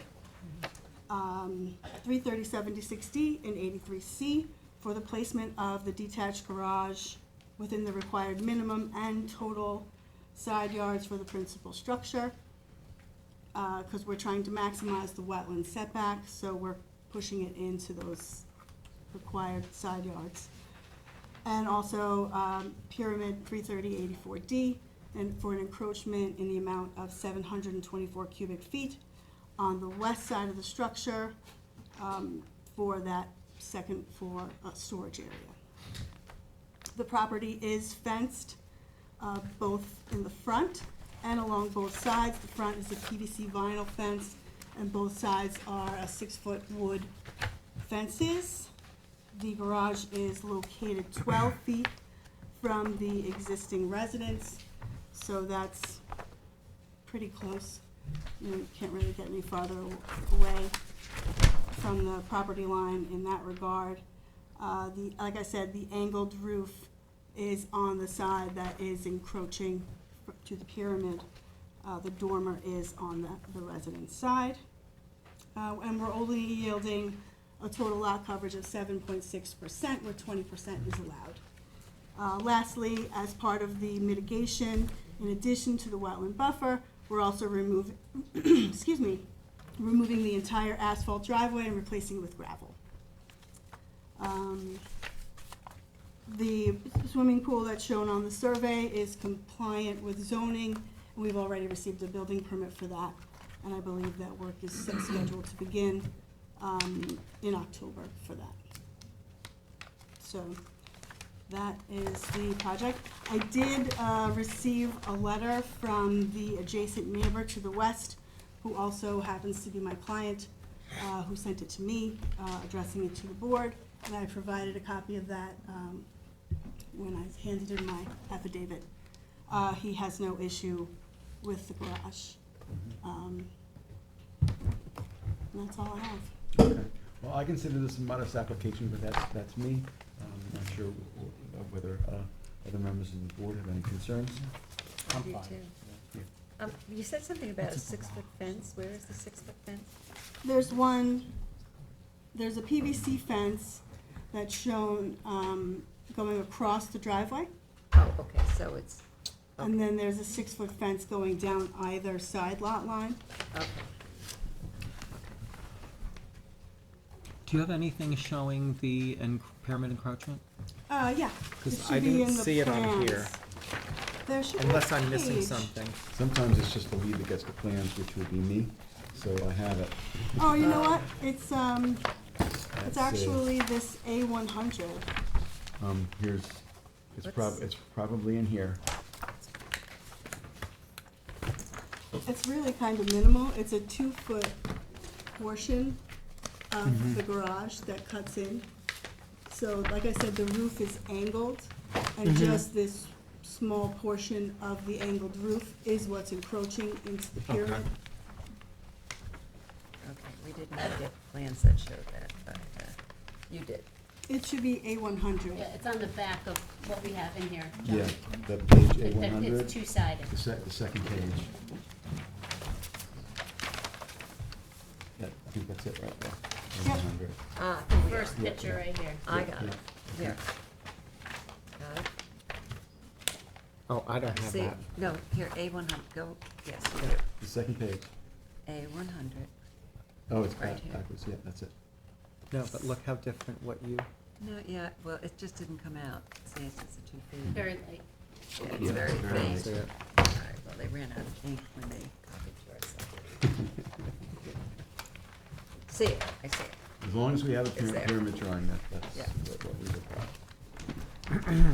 Okay, any other questions, members of the board? Is there anyone from the public who would like to be heard who's in the boardroom in connection with the application of Bigliolia and Driscott for a property located at 158 Springfield Road in Hampton Bays? Is there anyone who's waiting to be heard on Zoom in connection with this application, which again is a property located at 158 Springfield Road in Hampton Bays? If you're waiting to be heard on Zoom, this would be the time to let us know by raising your hand. Okay, if not, I would move that we close this application except for written submissions.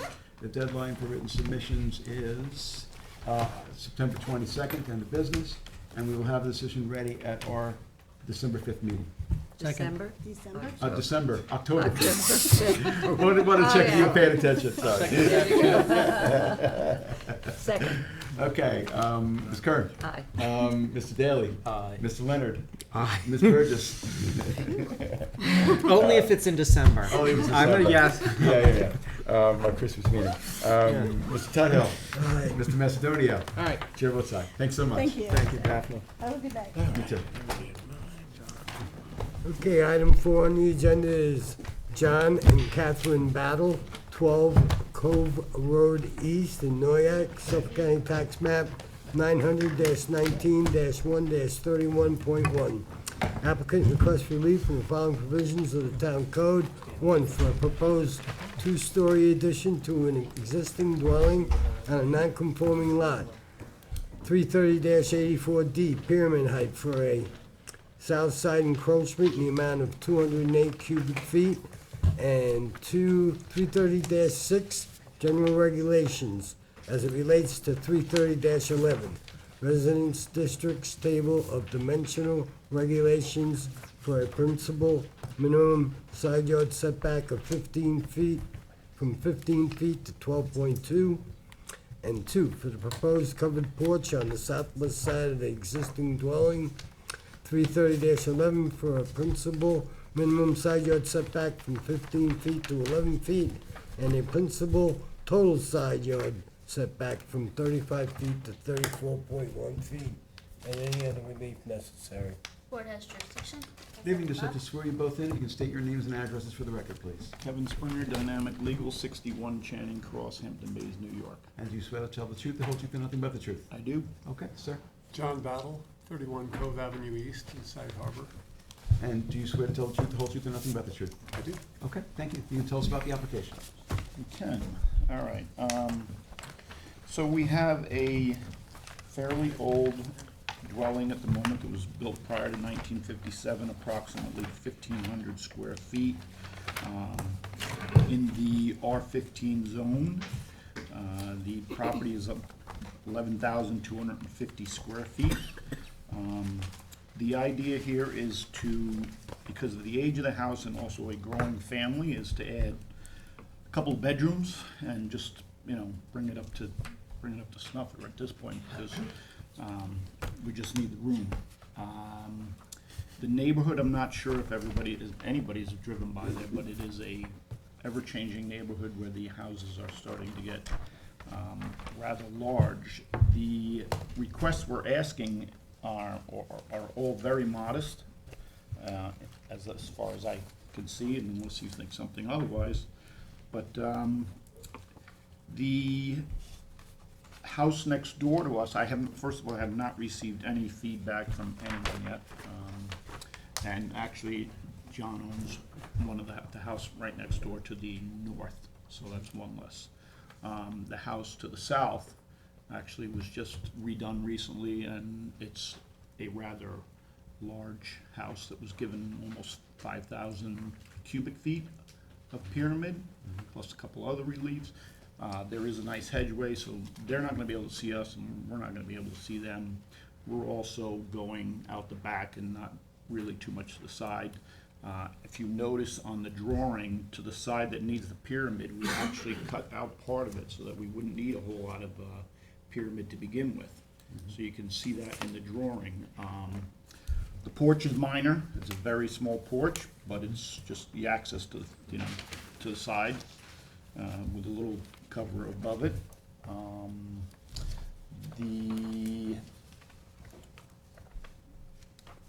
That's really it as far as we got.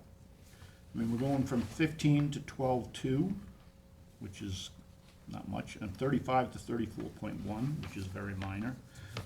We will also be still staying under our lot coverage. So as far as most of the tests, I don't see really any issues with anything unless anybody has something they'd like to ask about. Yeah, minimal pyramid relief, minimal setback. Yeah, I think it's minimal, like you said. What's behind it? What's that structure behind it? Did I see it on the, It's a shed. no, this property behind here. Oh, so that house, well, it was, at one point, it was a had 4 dwellings on it. And in the last couple of years, they received a variance to convert 4 of them into 2. It's a huge piece of property. It's loaded, it's beautiful. I mean, like I said, the neighborhood is changing. A lot of the houses are, I did draw a little, there's a couple of houses in the area that we have. One right on the corner was a 10-foot side yard setback. One at the end of the road was a 14-foot side yard setback. The other ones are obviously much bigger. There's 4,000 pyramid, there's, a lot of them are much bigger. So in comparison, ours is really minor. I have no problem. The width of the property is 75 feet. Yes. It's pretty minor to me. Yeah. Any other questions, members of the board? Is there anyone who's here in the audience who would like to be heard in connection with the application of battle? This is for property located at 12 Cove Road East in Noyak.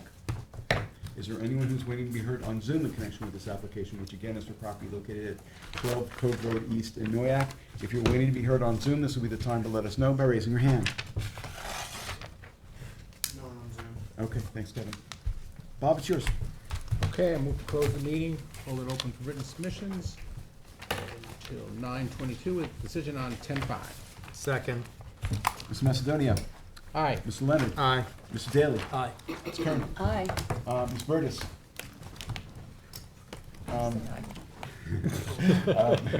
Mr. Tudhill. Aye. Chair votes aye. Thank you both for being here. Thank you. Thank you. Keith, you holding up okay? Maybe. He's not holding up tonight. Is he all right? Keith, Holding up all right?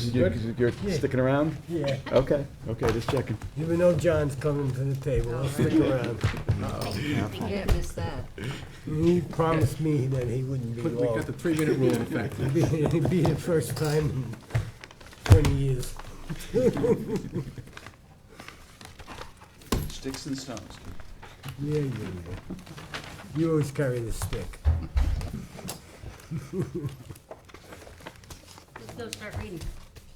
All right, here we go. Item 5 is Inter Vivos Deed of Trust and N.S. Abel dated May 8th, 2015. 43 Dune Road in East Quogue, Suffolk County Tax Map 900-385-2-73.9. Oh, it's my application. So it's his. Applicant requests relief from the following provisions of the town code. 1, for a proposed one-family dwelling on a non-conforming lot.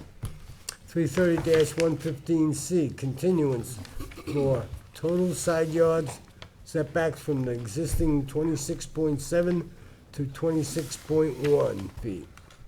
2, 330-84D, pyramid height for an encroachment in the amount of 3,372 cubic feet to the western lot line, and 330-46.2B1, adjacent areas for a dune crest setback from 125 feet to 107.5 feet. 2, for a proposed swimming pool, 330-46.2 B1 for a dune crest setback from 125 feet to 89.1 feet. And 3, for a proposed pool deck, 330-46.2 B1 for a dune crest setback from 125 feet to 84.5 feet, and any other relief necessary. Board has jurisdiction? Good evening. Good evening. John Bennett for the applicant, Bennett Reed, 212 Windmill Lane. Robert Marker, who's the project architect, should be on Zoom. I don't think we're gonna need him, but he's here if you have questions for him. We submitted the affidavit of posting and mailing. And I also submitted a package with an email from Dennis O'Rourke and a stipulation and settlement going back to 1989 and some CNRs on the property.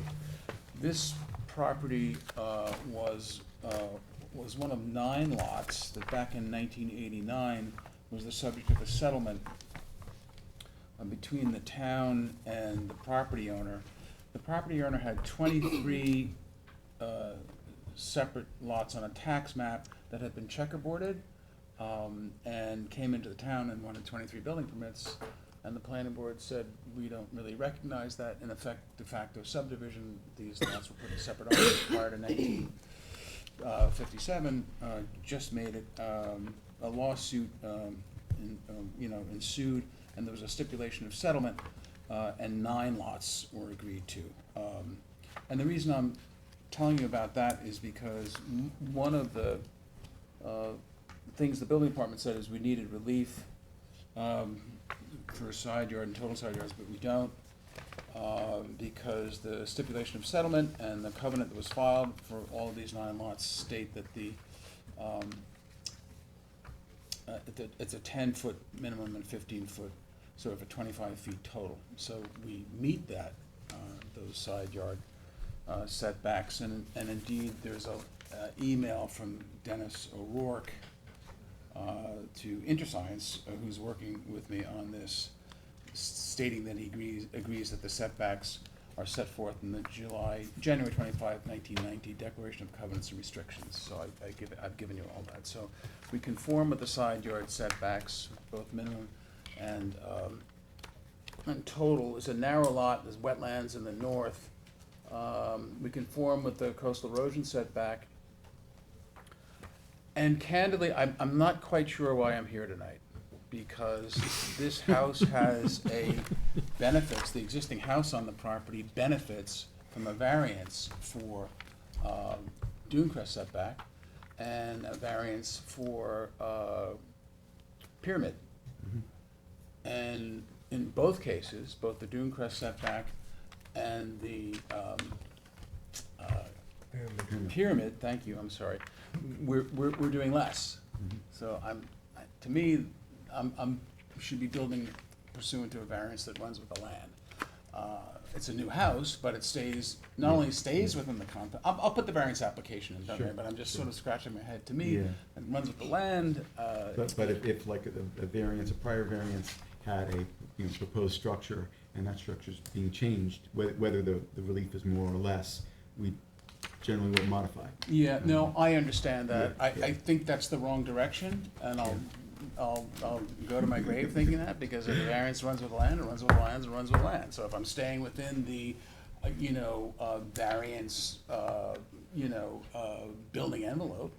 But in any event, so I'll put the application in, but, so there is a residence there. It's a strange looking house. This house is gonna be much nicer looking, and, I know that's not necessarily your purview, but I think to the extent that you have a nicer house there, it's just a nicer thing generally. It's a very traditional looking house. The one there now is rather odd looking.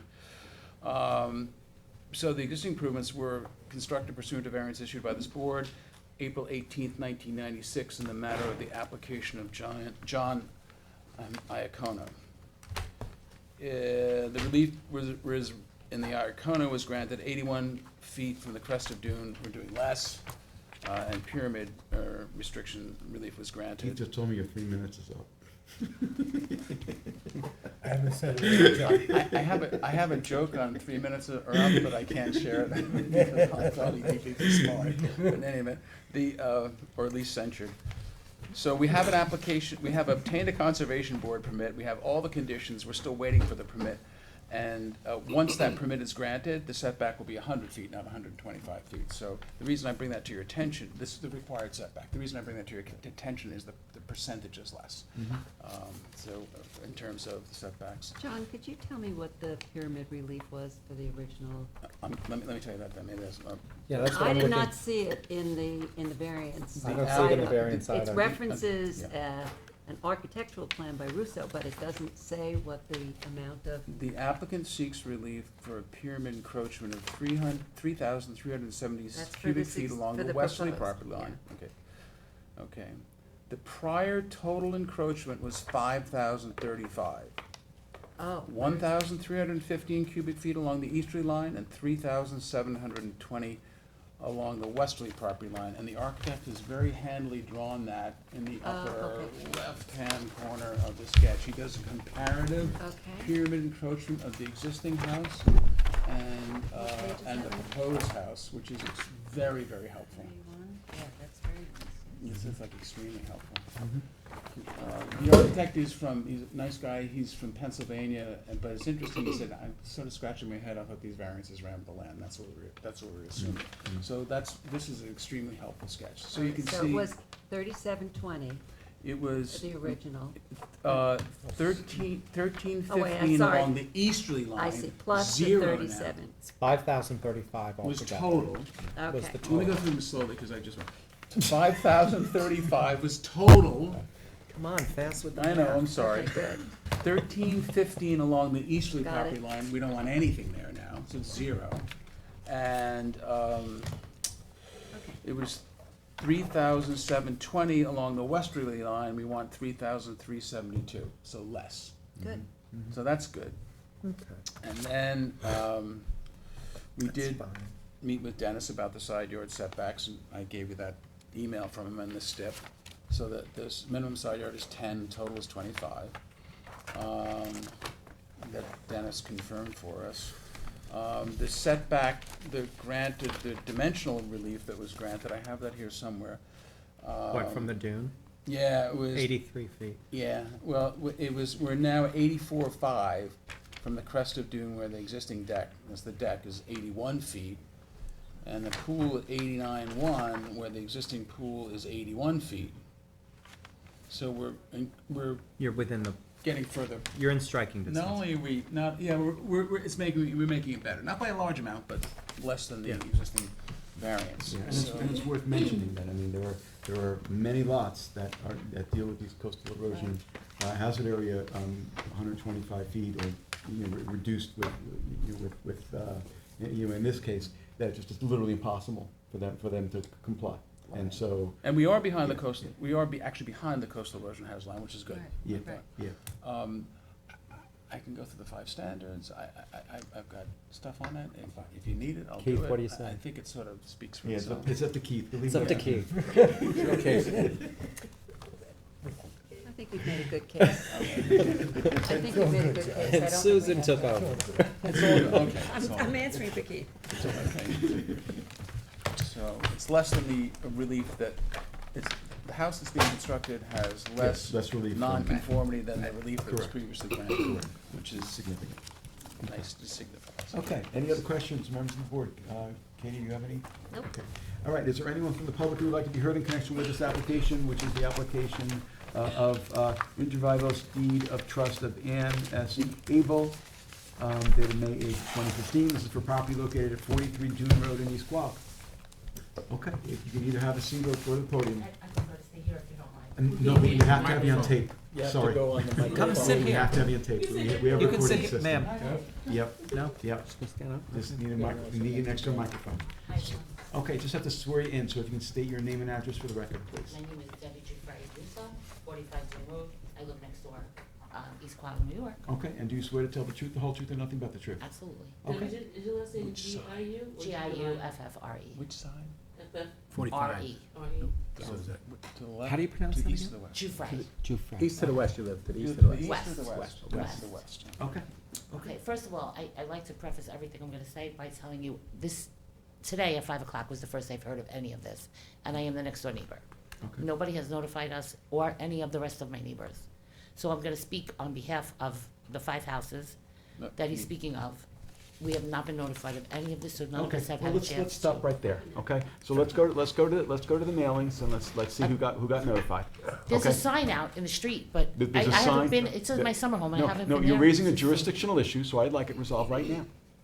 Because if the mailings weren't sent out, then we wouldn't be able to have this hearing. Yeah, well, I Okay? could So list bear- for you bear- all the bear- neighbors' names. Bear with that- us for a second, we're Sure, gonna take a of look right course, now, of course. okay? I got it, John Guthrie, 6401 Sixth Avenue in Brooklyn, New York. Well, that's a non-existing address, that's an address from like 30 years ago. But this is what's on record. Yes, I know, I And if it's on understand. record, that's But where it goes. my husband has Craig been here, Abramowitz. And if you have a bad address with the assessor's office, or the tax receiver's office, you might wanna speak with them. did you just say Abramowitz? So Yep. that's the neighbor to the eastern side, and I was with them today, they have not been notified either. They're actually who it on was Zoom mailed right to. now, while We they're have- watching. We have proof of these mailings. I don't know what to tell you, all I know is I got to my house today, and they all came to Well, the beach. well, you're telling us that people didn't receive Mailing, mailings, so I mailing want through the the record mail, clear. and to what address? Yep, To to the address that the town has, to the address that the tax Okay, receiver, well, tax assessor. honestly, I'm speaking for 5 of us that had no, I just found Well, out not all today. 5 people were supposed to be notified. The only people that are notified are adjacent, and they have 4 required mailings, they mailed them all. Okay, well, that address that you guys have, I will update it before I leave, that 6401 address is an address from 30 years ago. So as he referenced, John Iacono, who was the original owner of that home, we built our houses together 31 years ago. I lived there since the beginning of time. We know nothing about this. This gentleman purchased this house 4 years ago, came for 1 weekend and never came back. So I lived next door to what is an abandoned home for the last 4 years, with weeds this tall and animals running through them. And I didn't want to go to town and report it as an abandoned home, because I don't want to be that neighbor. But the fact that we didn't know, and this man has an abandoned house, and now my neighbors are saying, and I don't understand all this jargon that you have. Apparently, you're looking to build this house closer to my home, whether it's 6 or 9 inches, I believe. There's only maybe 8 to 10 feet between our 2 homes. There's not a lot of room. Our houses are closer together than any of those other 9 homes in the stretch. So if this is going to affect me, my house is on the market right now. If this is gonna affect me or the sale of my home, I'm opposed to it 100%. I haven't had time to contact an attorney or my architect or anyone, 'cause like I said, I found out today. Yeah, and this will be left open for written submission, so you can submit something in writing, your neighbors can as well. Well, yes, we all will, Yeah. but Okay, as I just so you said, know. I wasn't aware. Okay. All right. Anything else you'd like to tell us? No, I guess that's it. Okay. But I would like to give someone the correct email or address or Yeah, the something, assessor's office. so send it in writing. Or you can stop in during business hours and change it with them. Okay. Either way. I assume Yeah. you're getting your tax bill. Yes, I do, but I don't get them to that address, and I do get them and I do pay them, and they are nothing that anybody else That wants to might be see. worth a phone call, that's all, to figure out why there's an issue there, Yeah. Okay, Yeah. thank you. No problem, you're welcome. Okay, is there anyone else who would like to be heard in connection with this application, who's in the room? Is there anyone who is waiting to be heard on Zoom in connection with this application, which is again for property located at 43 Dune Road in East Quogue? If you're waiting to be heard on Zoom, this will be the time to let us know by raising your hand.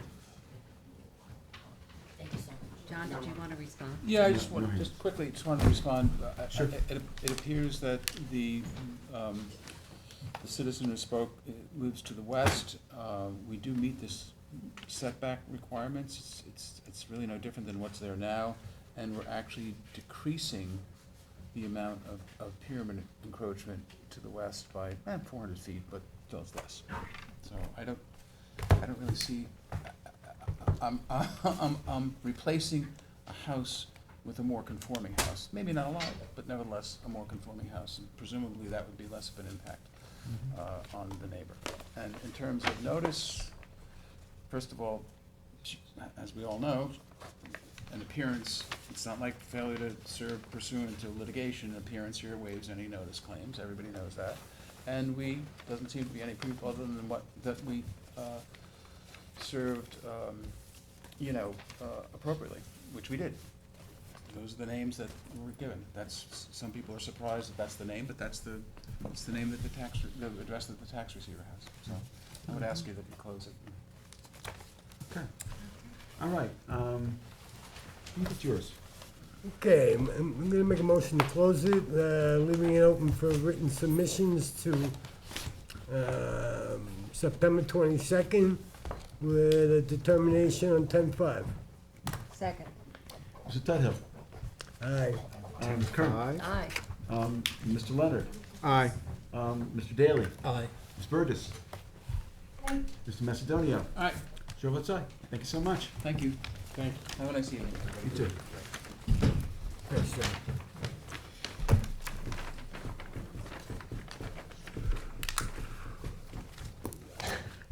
Item 6 on the agenda is Linda Musatelli, 133 East Avenue in Flanders, Suffolk County Tax Map 900-145-2-60. Applicant requests relief from the following provisions of the town code for a proposed one-family dwelling on a non-conforming lot. 1, 330-6, that references 330-11, Residence District's Table of Dimensional Regulations. For a principal front yard setback from the easterly property line, East Avenue from 40 feet to 30 feet, and a principal front yard setback from the northerly property line, Wilson Street, from 40 feet to 15 feet. And 2, 330-84D, pyramid height for an encroachment in the amount of 1,680 cubic feet, 840 cubic feet on the north, and 840 cubic feet on the south, and any other relief necessary. Board has jurisdiction? Good evening. I just have to swear you in unless you're an attorney. Yeah, no. Okay, and just state your name and address. Monica Majewski, 30 Stoller Drive, East Clark, New York, 11942. And do you swear to tell the truth, the whole truth, and nothing but the truth? I do. Okay, if you can tell us about the application. Yeah, hello, good evening. So I'm representing the owner of 133 East Avenue in Flanders. And this is a non-conforming lot, R15 zoning of 6,000 square feet, so 60 by 100. So this lot is single and separate since the new zoning was adopted in 10/14/1957, or prior to that, that's the date they checked. And we're asking two front yard reliefs, since this is a corner lot. On East Avenue of 10 feet and off of Wilson 25 feet. The entrance and the driveway were proposed on East Avenue with the 30 feet setback. We're also asking for a pyramid height relief for a total encroachment of 1680 cubic feet, 840 on each side.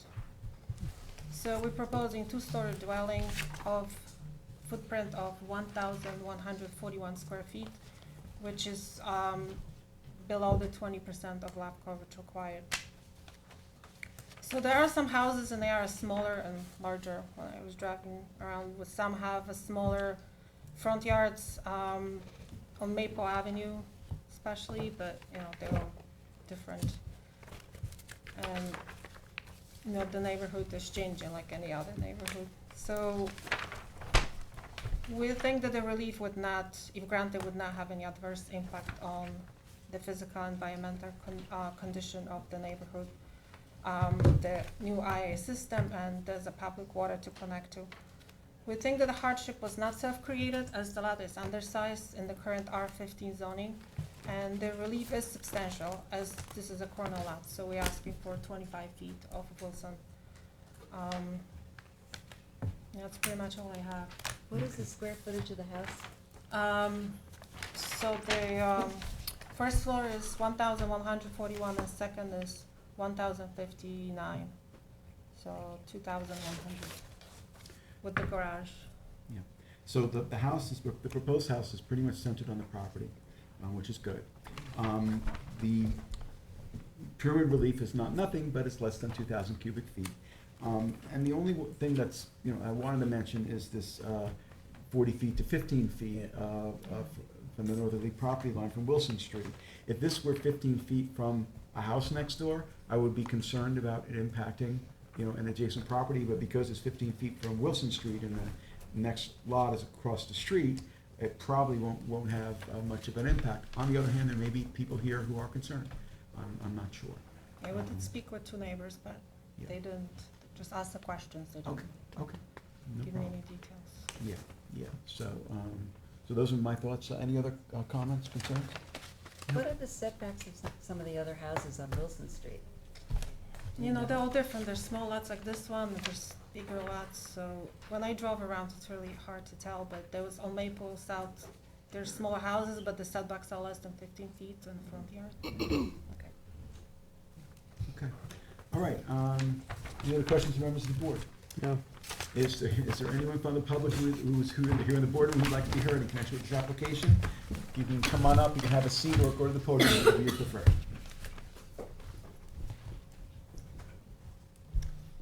And I just have to swear you in, so if you can state your name and address for the record, please. Cassie Barron, 137 East Avenue, Flanders. And do you swear to tell the truth, the whole truth, and nothing but the truth? I do. Cassie, your last name was Barron, like B-A-R-R-O-N? B-I-E-R-E-N. B-I-E-R-E-N? Yes. Thank you. Okay, if you can give us your comments.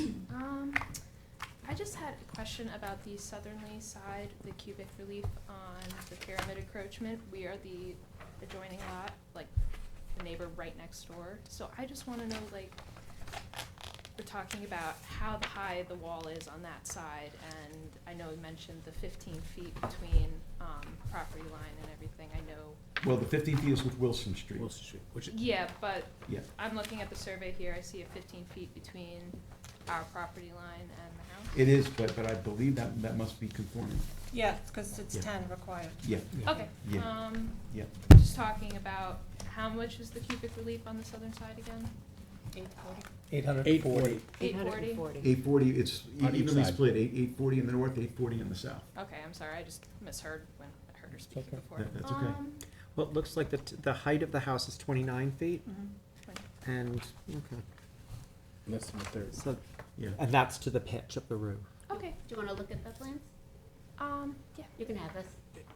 It appears Wilson Street's a dead end, right? Yes. You can Yeah. keep it. So, yeah, so I mean, we consider that, overall, a pyramid relief that's being requested of less than, 2,500 cubic feet is being modest. Yeah, no, I just wanted to yeah. know if it was centered right in the pyramid or if it was leaning.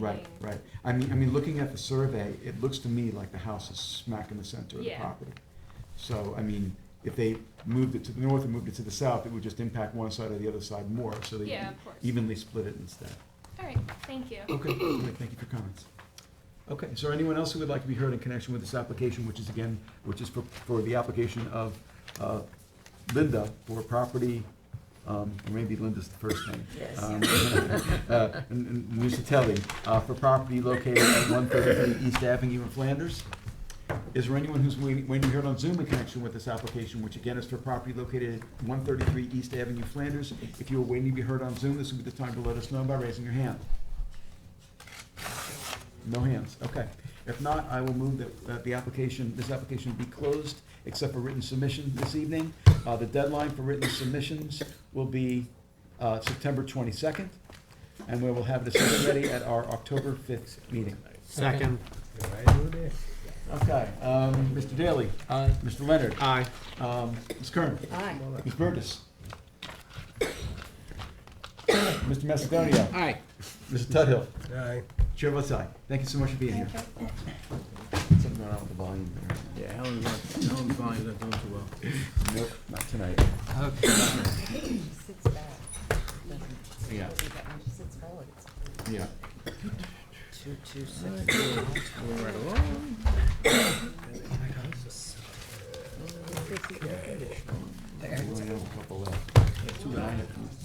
Okay, item 9 on the agenda is a modification request. 2266 Montauk Highway LLC, Bridgehampton, Suffolk County Tax Map 900-69-2-17.7. This is 2252 Montauk Highway. You want me to read this? Yes, please.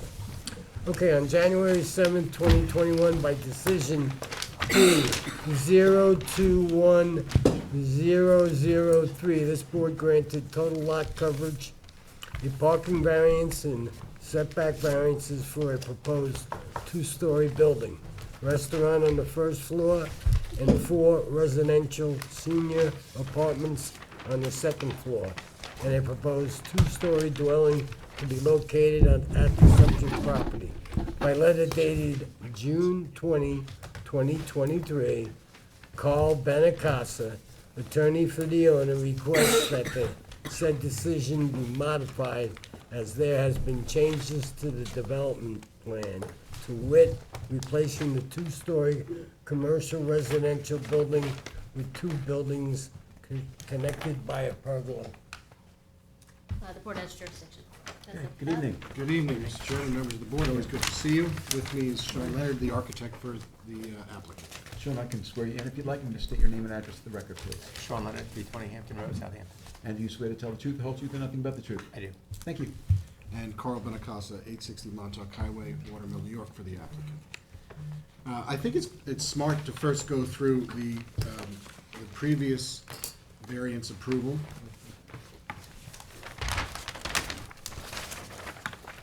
So that's what this is in front of you. And I do have some aerials which I'd like to give to council to pass out, which I think help kind of show what the neighborhood looks like.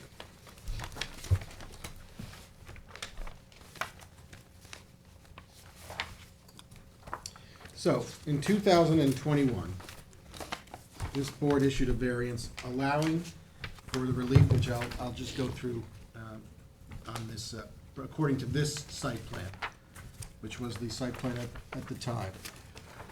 First, it asked for a 50% reduction from 50 feet to 15 feet of the transition yard from the residential zone directly to the north of the property. This is in the HO district. Along this entire northern boundary line, permitting 19 spaces to exist within that setback. Then, along the side yard here, it asked for a minor variance from 15 feet to 12 feet for a side yard for a residential building. That residential building you'll see is on the current proposed site plan as well. Front yard setback was reduced from the required 30 feet to 27 feet, so a minor along the front yard with Montauk Highway, so a minor variance along that front yard with Montauk Highway. And along the front yard with Butter Lane, there was a variance permitting a front yard setback from 30 feet to 26 feet. So again, another minor variance. In addition, lot coverage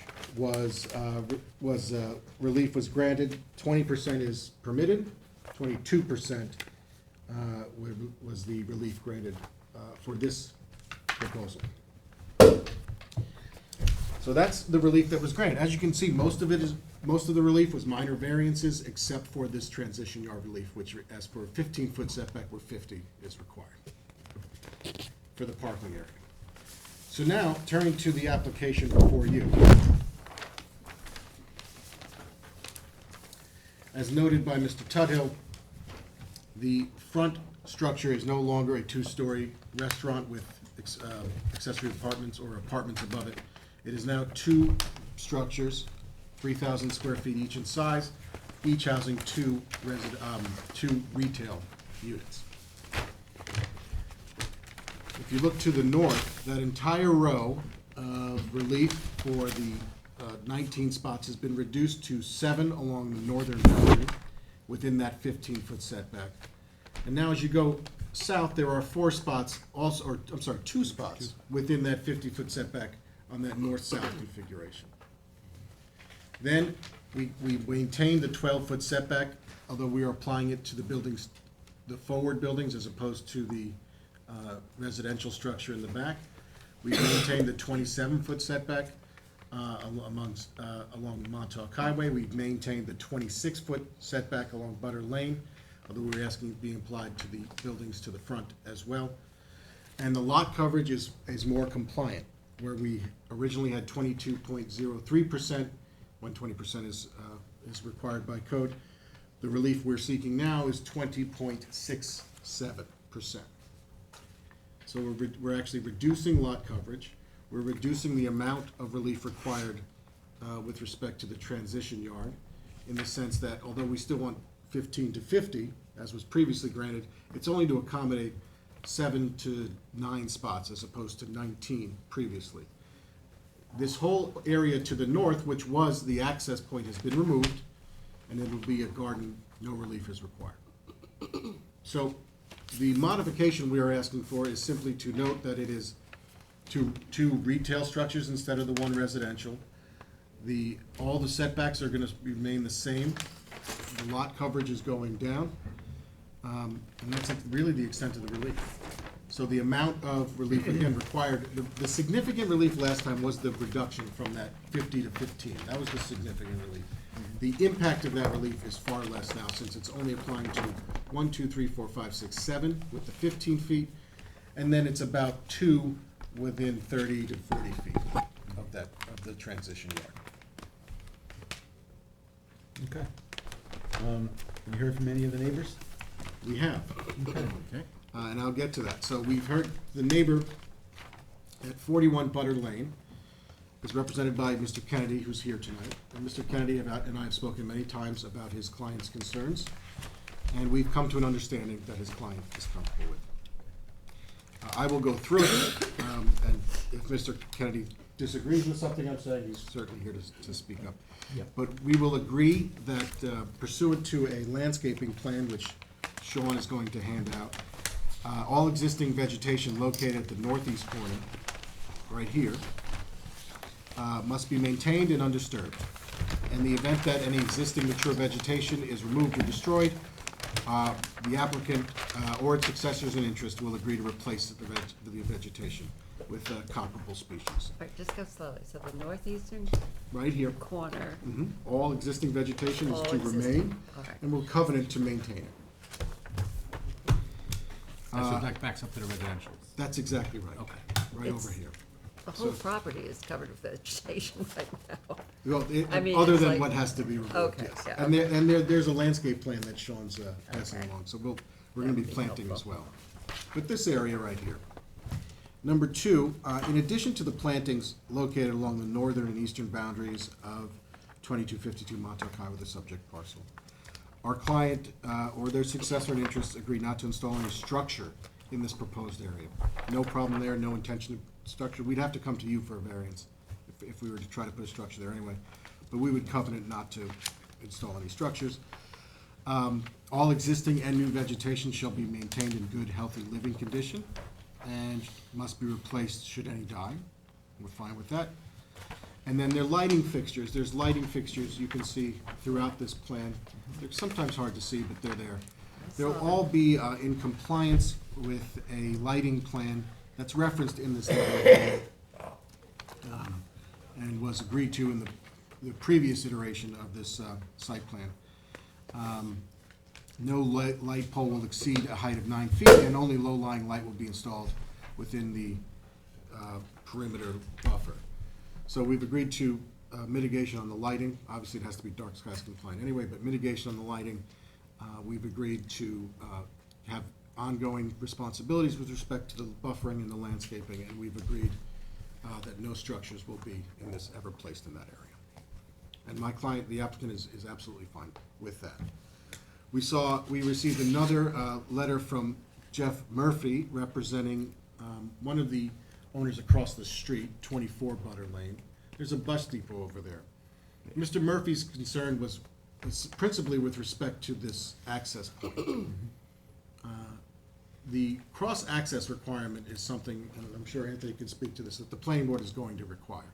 They want to feed access off onto Butter Lane and to the lighted intersection at Montauk Highway, Butter Lane. So cross-access is going to be an element no matter what. Frankly, that's not a consideration for this board. We're not really asking for any relief with respect to cross-access, so Mr. Murphy's point is well taken. I think the applicant would disagree in the fact that the access point is 165 feet from the intersection. Plenty of room exists between the intersection and the access point. But again, that's a consideration that this board should not be brought into, frankly. We're not asking for any relief there. And then I believe there is another neighbor with representation here. I understand his concern is with respect to the variance in these parking spots up here. We've had some discussions. He just reached out to me, the representative yesterday, and we've had a few discussions. But he's here, and I'm sure he can express what his concerns are. Okay, very good. Okay, not sure who would like to go first. I'm gonna be quick. Oh, can I jump up there? Sure. At the podium? Whatever you prefer, podium or having a seat. Good evening, Mr. Chairman, members of the board. Brian Kennedy, partner with the law firm of Forcelli, Deegan, Tirana, 333 Earl Ovington Boulevard, Suite 1010, Uniondale, New York. We represent Ms. Bobby Serrell, who lives at 41 Butter Lane. We have worked closely with Mr. Benincasa on this, and he is accurate in indicating our client no longer wishes to oppose this. He and I did agree to a letter agreement that he previously provided a signed copy of earlier this afternoon. I would ask that you make that executed copy part of this record. It indicates that we are withdrawing our opposition at this point with the understanding that there will be covenants and restrictions later imposed either by this board or the planning board that will reflect our client's concerns. Thank you. Let the record note I just submitted it for the record. I have received it. Okay. Thank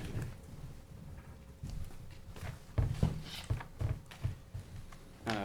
Graham Weber, Weber Law Group, 290 Broad Hollow Road, Melville, New York, for Mr. Jason Levine, who's the owner of 49 Butter Lane. Thank you for giving us the opportunity to speak. You would probably think, why are we opposing an application that sounds less intense overall than that was approved in 2021? In 2021, Mr. Levine, because he is simply beyond a shared driveway, was not notified of that hearing. Was not, according to town rules, required to be notified, despite the fact that he is the house most directly impacted by any development of this parcel. But to that point, Mr. Levine does not oppose development of this parcel. He opposes specific aspects that directly impact the use and enjoyment of his house. He did not have the opportunity in 2001 to be part of that application. We'd like to take the opportunity now to engage in discussions and conversations and hopefully reach a similar agreement as the other neighbor did regarding certain modifications to the plan. My understanding from Mr. Levine is that he has tried to approach both the applicant itself as well as applicant's counsel. Applicant's counsel did engage with him prior to my being engaged. And was any modifications, my understanding is that sought by Mr. Levine at the time were not acceptable. But now I'm here, and I hope that we can engage in a conversation. And I did speak to counsel yesterday a little bit about the application. So let me just say specifically, what we're here to address. First and foremost, just jurisdictionally, and I'm going to look a little bit further into this, but the application from 2021 was actually withdrawn in 2022. Now, this application was now sent back to this board by letter as a modification, but there is a letter from 2023, but there is a letter from 2022 actually withdrawing the entire application. So I'm not certain that we're appropriately here jurisdictionally by letter modification. But again, I'm going to look further into that and see if that's the case or not. But I just have to stop you. Yeah. What do you mean it was withdrawn? I mean, there was a decision rendered. So what have you, maybe the application before the planning board I was think that's the withdrawn? confusion. Planning board application was withdrawn. Yeah, I mean, this board rendered a decision. Correct. Yeah. Correct, so- but the application itself for this address with this section, block, and lot number said it was withdrawn. So the letter says it was withdrawn. It doesn't reference planning board, doesn't reference zoning board. Okay. But my point is simply we are starting with a new plan, and I think it is drastically different.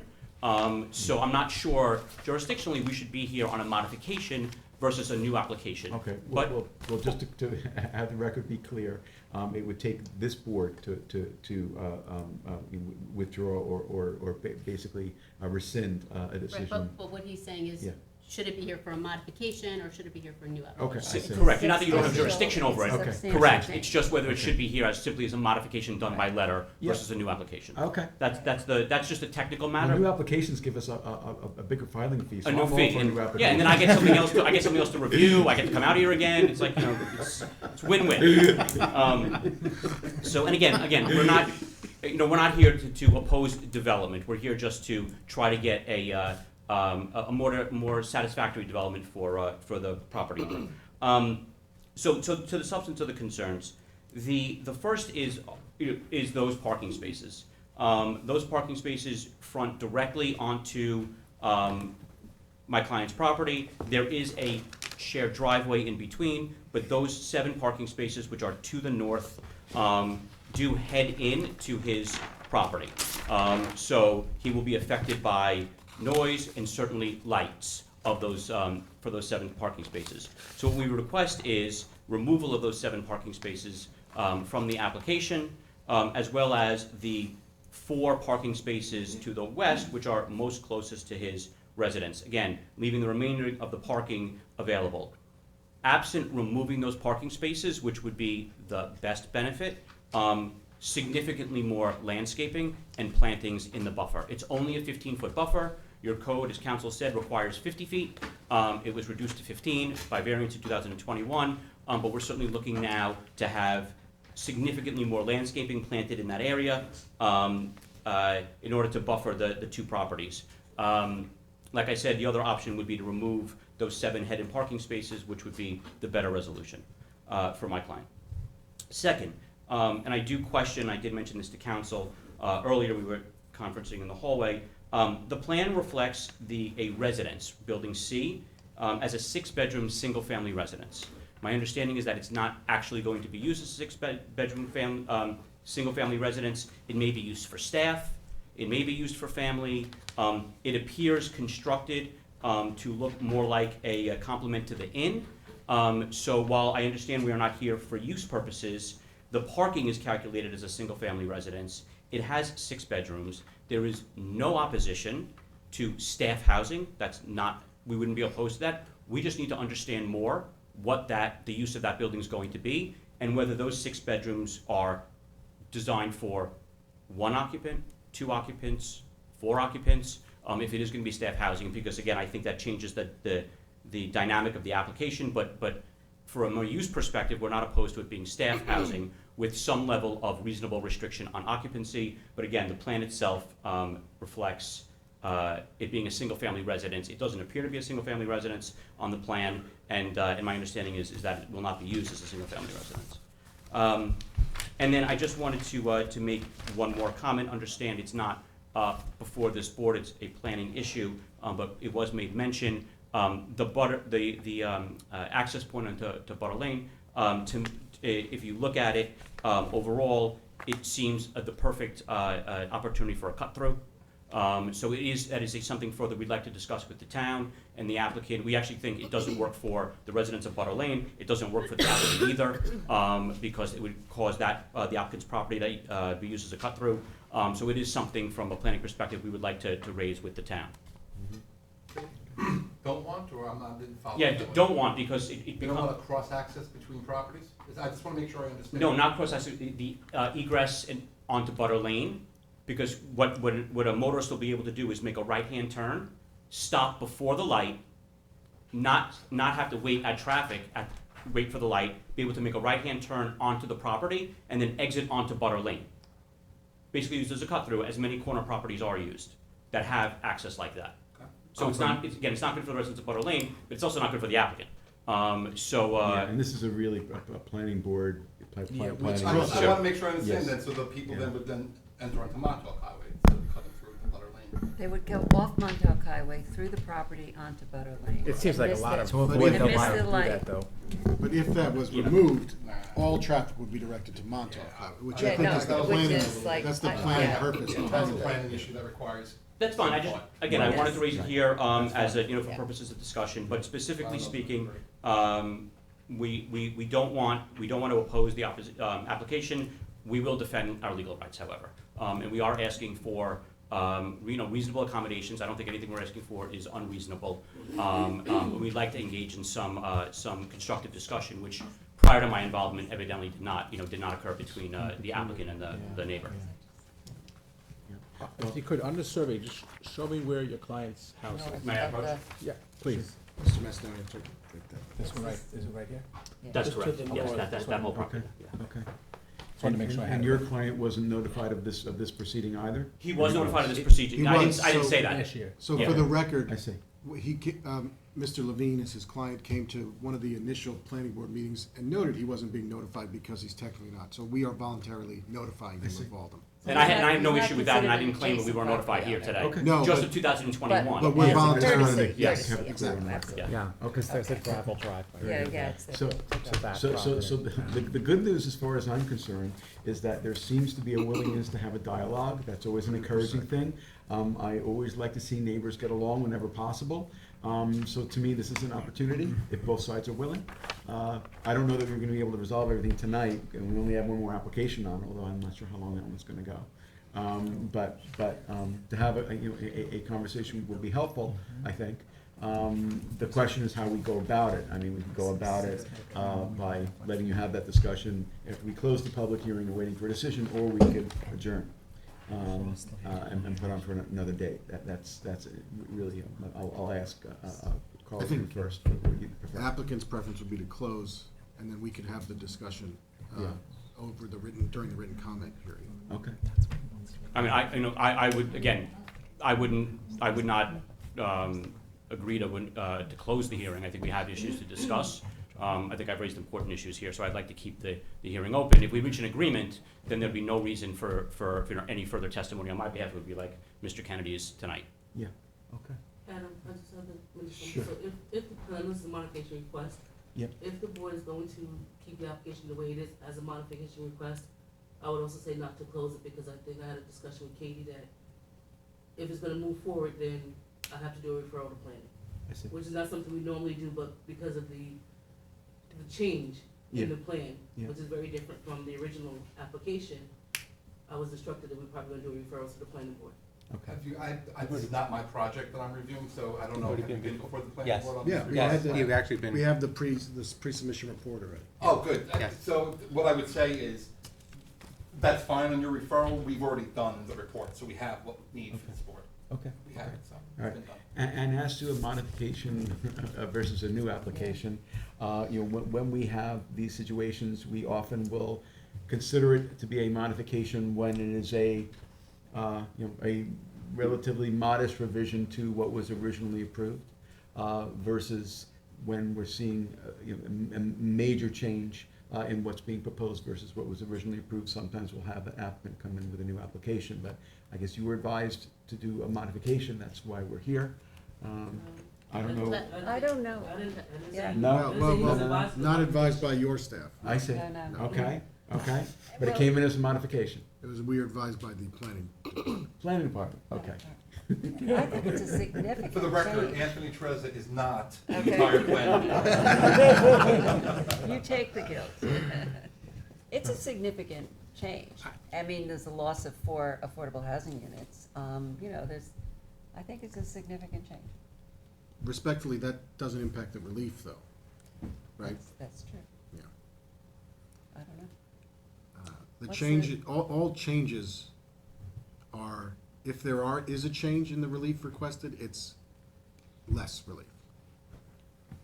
Correct. I don't want to get into a debate on think it's appropriate, but it is an entirely new plan, and that is true. Both statements, my statement and his statement are both true. Let's decide what we're gonna do here. Let's do You it. want us to second call this? No, not tonight. No. Okay. No.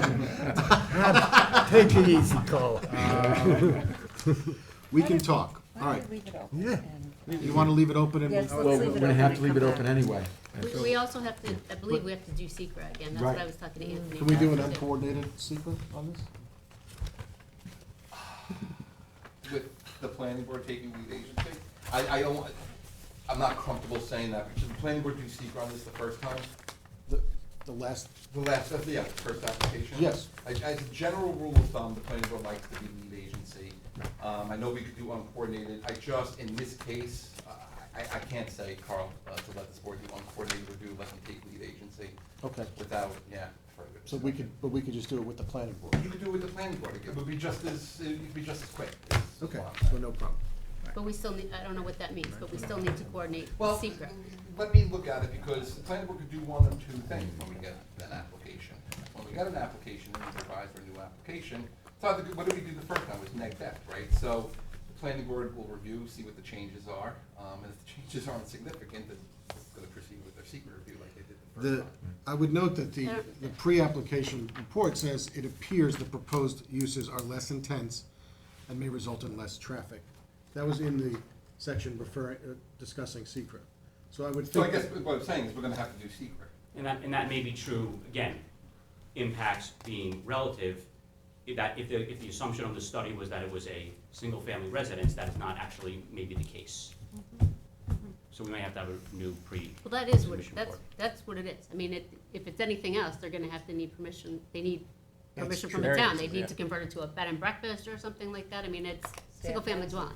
There's no provision for staff housing in the town code That's true. for this. It For there is- is it for is golf what it courses, is. there is for restaurants, So- there is for agricultural uses. So understood, so we would seek a covenant that's gonna be used as like a single-family house, which shouldn't be an The issue then. covenant is the law, right?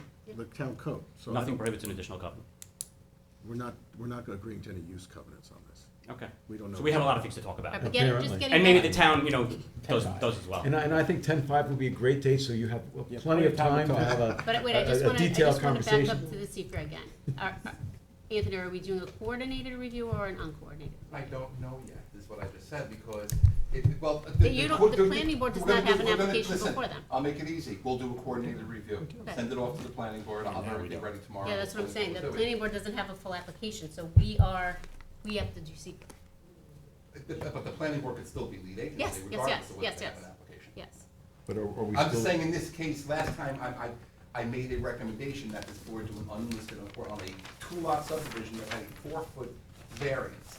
I was comfortable with that. This is a major site plan. Right. On Montauk Highway in Bridgehampton with a lot of, or some questions from neighbors, I gotta let the planning board. Right, so Carl, we need all the secret documents, the EAF, the copies of the application. The short form, sure.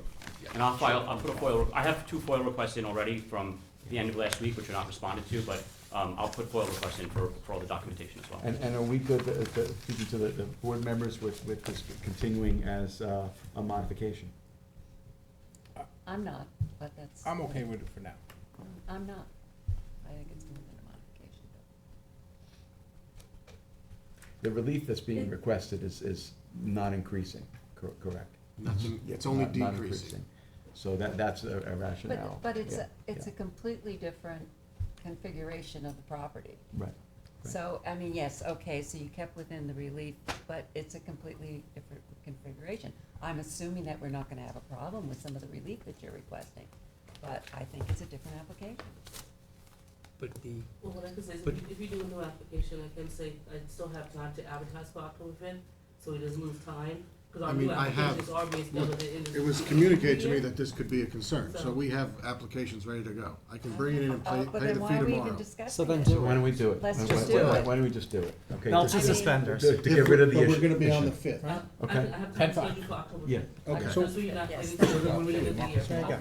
That's what I'm saying. That was the big concern. So- And we'll receive That was the notice. Yeah. winning. Basically, yeah. We'll continue to, Yeah. oh, no, you don't do the, we'll continue to Yeah, receive notice. he's been giving you the courtesy notice. So- we Yeah. don't Yeah, really we'll care about continue it. to issue, to provide courtesy notice, absolutely. Okay. I don't know what's happening. So. I'm just taking Candace 10-5 said because I know I don't have a we're right to. adjourning this hearing to the 5th. I'm submitting an applications for a new application with the new application fee tomorrow. And then So it will we be then a will new application. advertise it for the New 5th. advertising, everything. There's time to advertise for the 5th? Yeah. Okay. Yeah, okay. And So is is that, this considered a re-add, or is it a new? We're really adjourning it and. No, it's an advertisement, there was no ad to begin with. Okay, there wasn't. Okay, new application. Okay, so Okay. before Are you happy? we do anything else, So now I'm gonna be around my son's 14th birthday, but I did it to myself, Aw. basically. Yes, you did. I did it to myself. Yes, you That was did. a I did it to myself. self-created hardship. I'll be here. I wanted to close it. I'll be here. Bring your son. I'm gonna Bring your son, I'm gonna bring yes. him. So, before we finalize things, I want to ask, is there anyone else in the room who would like to be heard in connection with this application, which is for property located at 2266 Montauk Highway in Bridgehampton? Is there anyone who's waiting to be heard on Zoom in connection with this application, which again is for property located at 2266 Montauk Highway in Bridgehampton? And what's the name of the applicant? 2266 Montauk LLC. No, that's what it is, 2266 Montauk Highway, okay. Okay, if you're waiting to be heard on Zoom, this will be the time to let us know by raising your hand. No one on Zoom, okay. If not, Bob, it's yours. Carl, the sooner we get those secret documents, the sooner we can work. I'll try to, next week. 10-5. New We're gonna hold it application. open for You got a 10-5 big for week. reapplication and re-advertising. Right. Second. Okay. So we're not technically keeping this application open, because we're getting a new application, is that correct? So what do we do with this application? We don't wanna, Well, there is, it's not an application, it's a modification. For new application. What? This application's over. This, What I would that's what sug- I'm saying, is that If this I may applic- suggest, you can adjourn this, and then you can close it Okay, the at next the meeting. next meeting. All right, And there'll that's be a what we should new, do. there'll be a new application Okay, so that this you is can link up adjourned with it. Adjourn until to 10-5. October 10-5 and And then a new 10-5. application. I Yes. totally missed that. What did I'm you with you. say? we're gonna So- adjourn So 10-5. this application is no longer, So we're we not shouldn't even be- adjourning it as a modification, we're now considering a new application. So we're gonna keep it open as an adjournment, and then at the next meeting, we're gonna dismiss that, and we're gonna go with the new. 10-5. We're Do gonna you go with the wanna new do it that way? application. Dismiss it now if Why don't we it's dismiss it a new now? application. All Why don't right. we dismiss it now? You wanna do that? Yeah, 'cause Yeah. then I can do what I need to do with the computer system. and Okay, get this one done that's fine over with me. With the number, and Okay. then. Ready? Okay. I defer to Okay. Candace, she's the one that's. So putting all I the move to together. dismiss this application And look forward to a and new look forward to a new application. application, Which will on be the on- calendar on On 10-5. 10-5. Second. Without Okay. opposition, based on the understanding a new application we filed. Okay, Absolutely. okay. All right, Mr. Macedonia. Aye. Mr. Leonard. Aye. Mr. Daly. Aye. Ms. Kern. Aye. Mr. Tudhill. Aye. Ms. Burgess. Chair votes aye. Was that it? That's it. Oh, yeah, we have a problem with volume at the moment. And we wish Carl well, he's getting Thank you married all. this Have a good weekend. rest of your night. Congratulations. Congratulations. Oh, my goodness, So you're gonna be here congratulations. 10-5? Terminal I'll be here back, till- on a honeymoon. another one. Honeymoon, bites the dust. honeymoon's October 17th, so Oh, just don't good. adjourn again. And I'm gonna use the bathroom, I'll be back in 2 minutes, so. Okay, go ahead. Where am I? Okay. Okay, here we go. Number- a second. I never. Number look 10, at my Roberto outlook. Cami, I'm the worst. 12 Old Quogue Road in Riverside. That's all the land. Yep. That's it.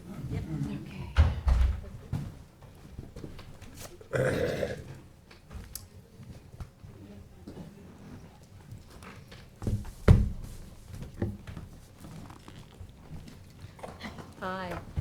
All right, in Adam's absence, I'm going to swear you in. So, would you please raise your right hand? You might have been sworn last time. Oh, yes, you were sworn in the last one. All right, so thank you, Keith. We don't need to swear you You're both in. sworn in last time, right? Okay, Yes. Yes, okay, good. we don't need to swear in. No swear. You were sworn in last week, last time. This is, Okay, so do you want to explain what's going on? Yeah, we last were present before this board on July 6th. We presented an argument for a request for a 20-foot right-of-way. This is a property at 12 Old Quogue Road. I don't know how much I got to jar your memory. It was very complicated, or became very complicated. Katie Garvin asked me to present a clearer picture and a presentation that would make a little bit more sense. Did a tremendous amount of research.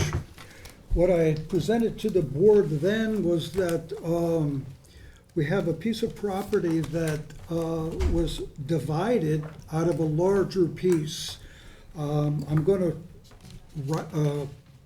speak the narrative, and it'll make more sense as I go along.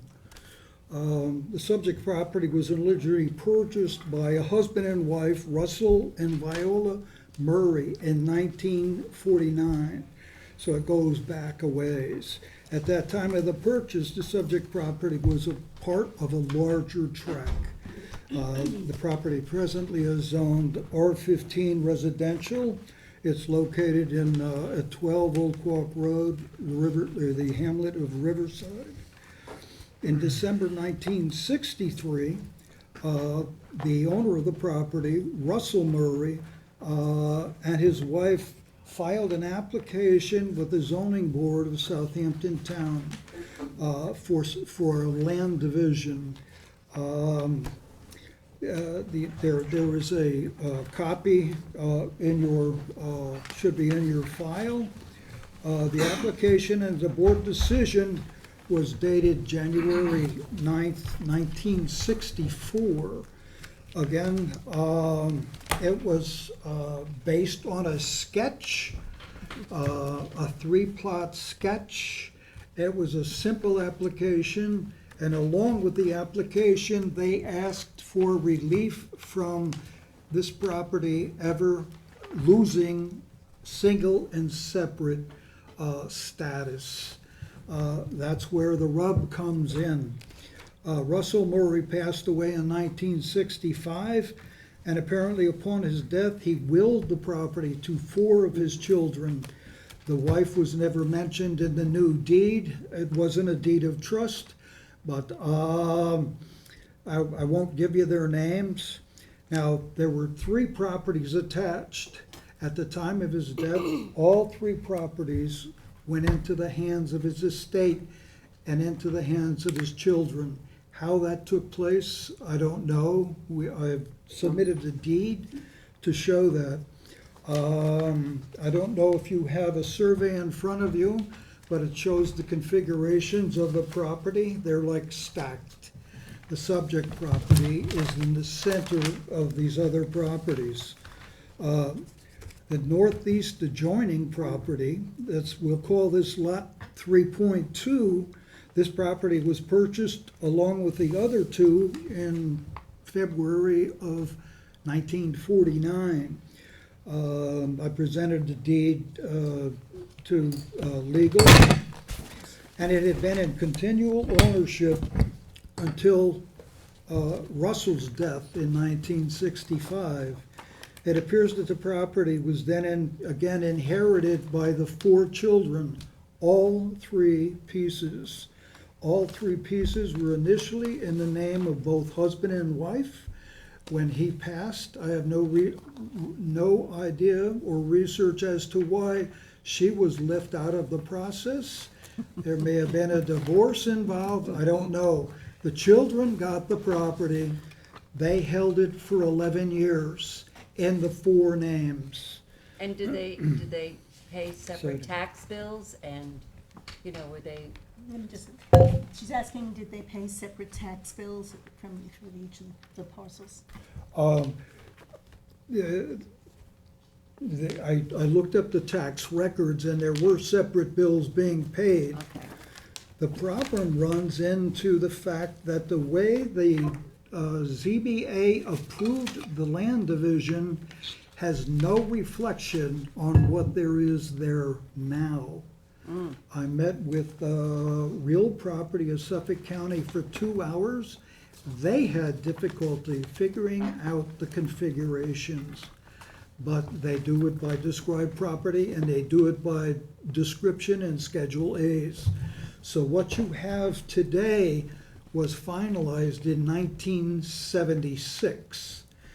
It just so happens that in 1976, the 4 siblings deeded back, conveyed the 3 parcels back to Viola Murray.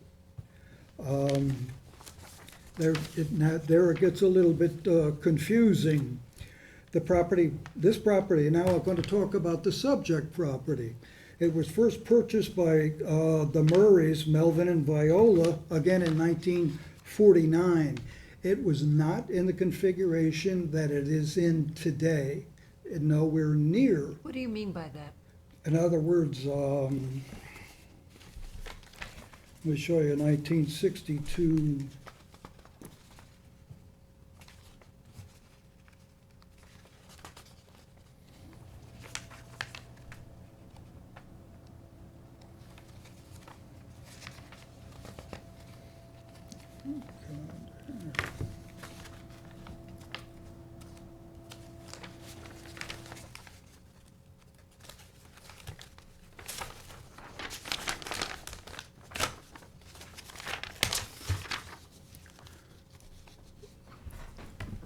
This was the property in 1963. Which Now is the the pro- property, subject property here? Which is the one that, is it 7? Yeah. Yeah, here. Huh. Oh, nice. It's like a puzzle. I mean, What do you do okay, with okay, okay. Now, my You guys quest see? right now, you should have that in the packet. Okay, thank you.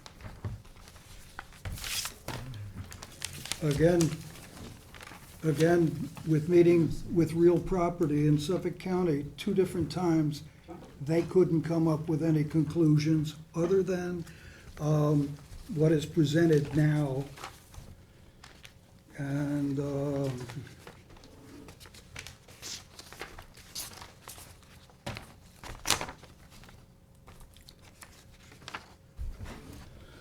this is what they gave me, 1977. That's the final configuration. Again, the subject lot is in between these two.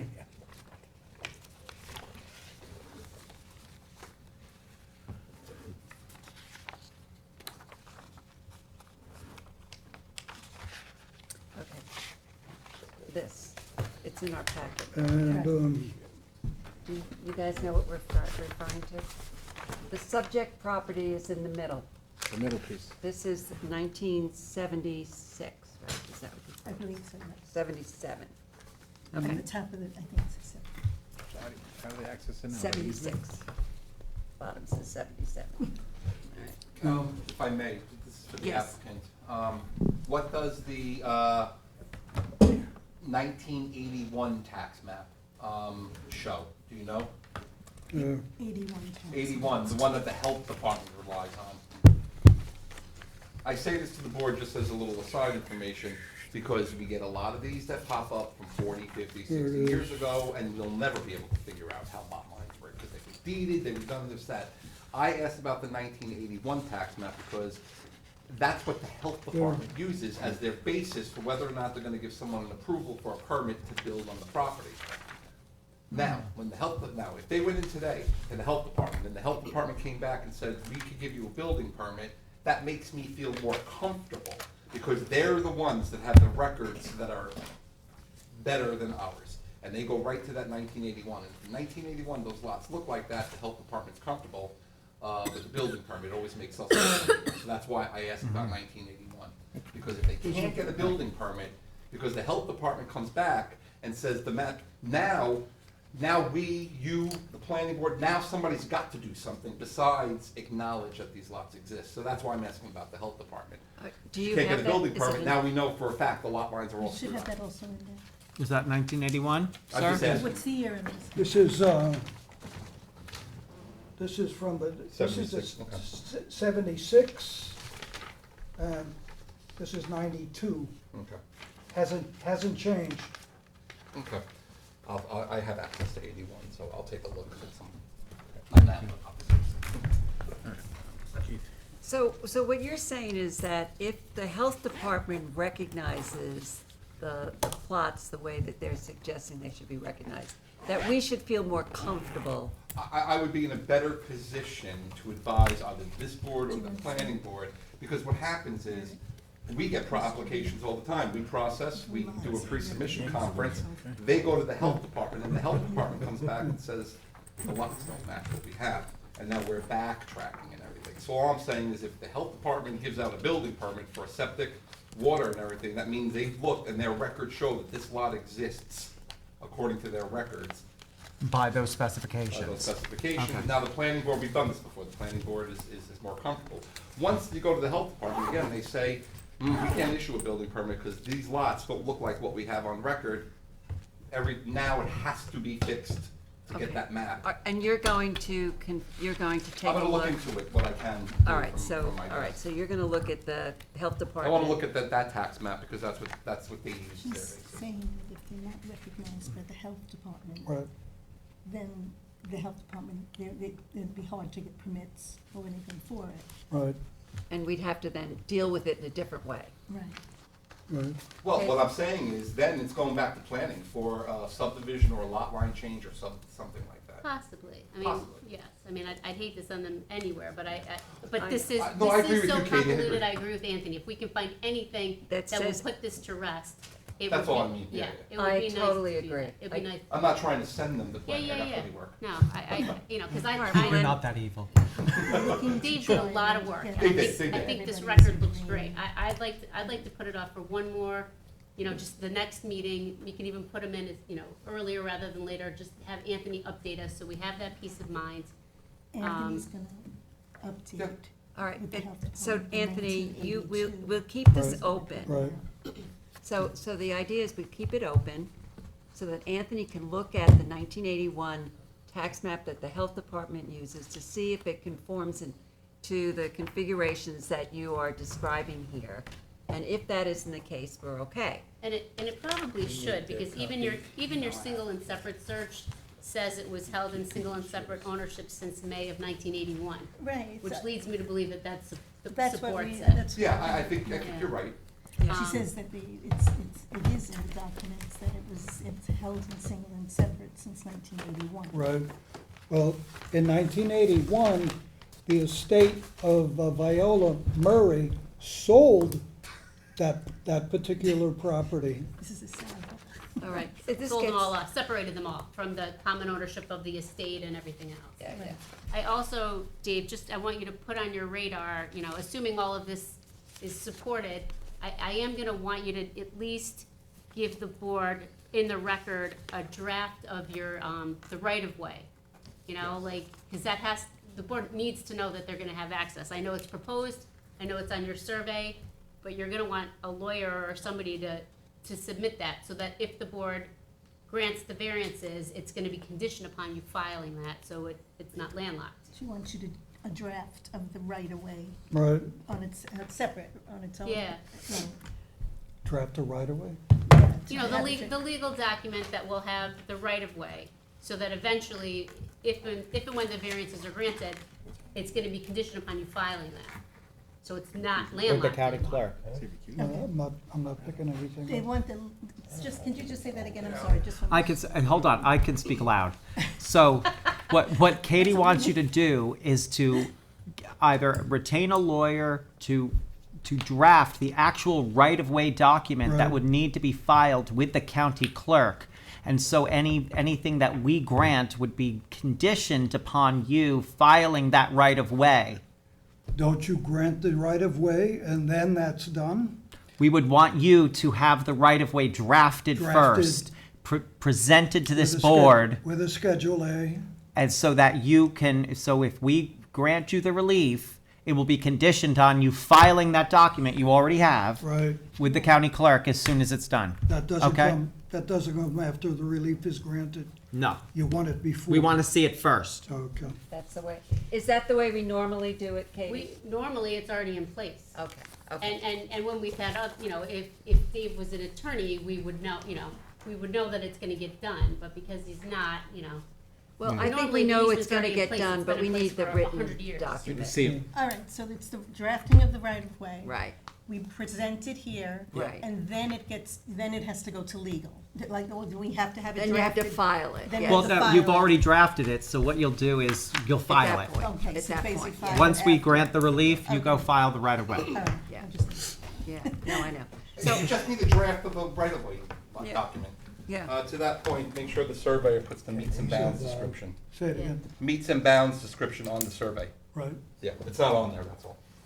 All right.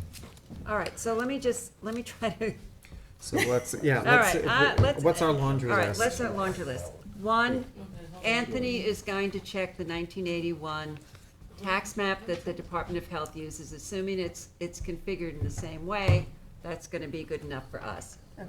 2, you're gonna need to change your survey to show the right-of-way meets, the meets and bounds. meets and bounds on the survey for the right-of-way. Right. And 3, we're gonna get a draft of the right-of-way document so that when we approve you, and we'll make it a condition that you must file that draft, and then Right. you will file it. Okay, so 3 things. Okay. And as Katie said, and Candace, if you would, can we put them up higher in the agenda for some reason? Because, you waited the entire day, and this is like, is it possible? That's up to the board, you just tell me, Yeah, whatever you want me to I do. think, Put them first next Put them time. on at the top. all right.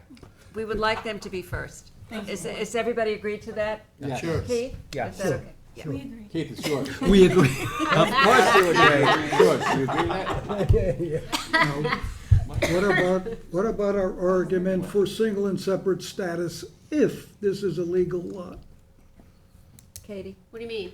I think You mean she's if saying. Anthony comes back and says it's not recognized on the 81? Yeah. Then, I'm gonna study Hypotheticals, your yeah. written submission Yeah, again, we're but gonna look at it. Yeah. as I told you when you took this over, this is just so complicated. And, the town's, there's a little bit of exposure for the town on this, cause it's a vacant lot. If it was conforming, it would be so much easier. I actually thought it was conforming. I looked at the lot area again, and it's like 200 square feet short of being a conforming lot. So, the fact that it's a non-conforming lot that's landlocked causes me to, causes some concern. So I'd like to just get that peace of mind from Anthony. If it's not, then we have to deal with it. We'll deal with it. Okay. I think we're Just- all on the same page about trying to resolve this Okay. positively.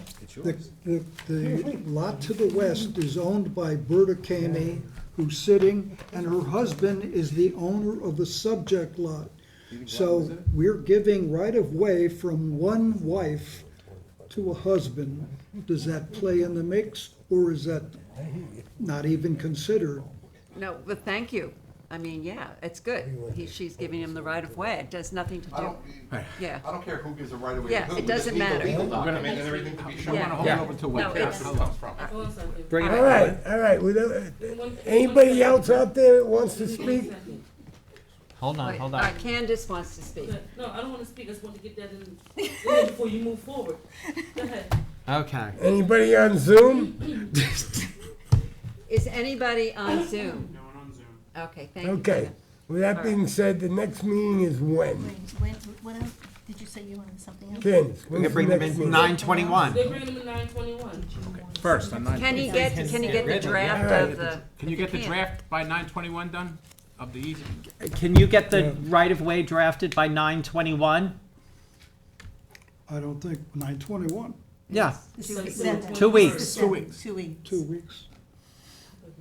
Well, 10/5, that's the next That's a one. tough one. 10:05?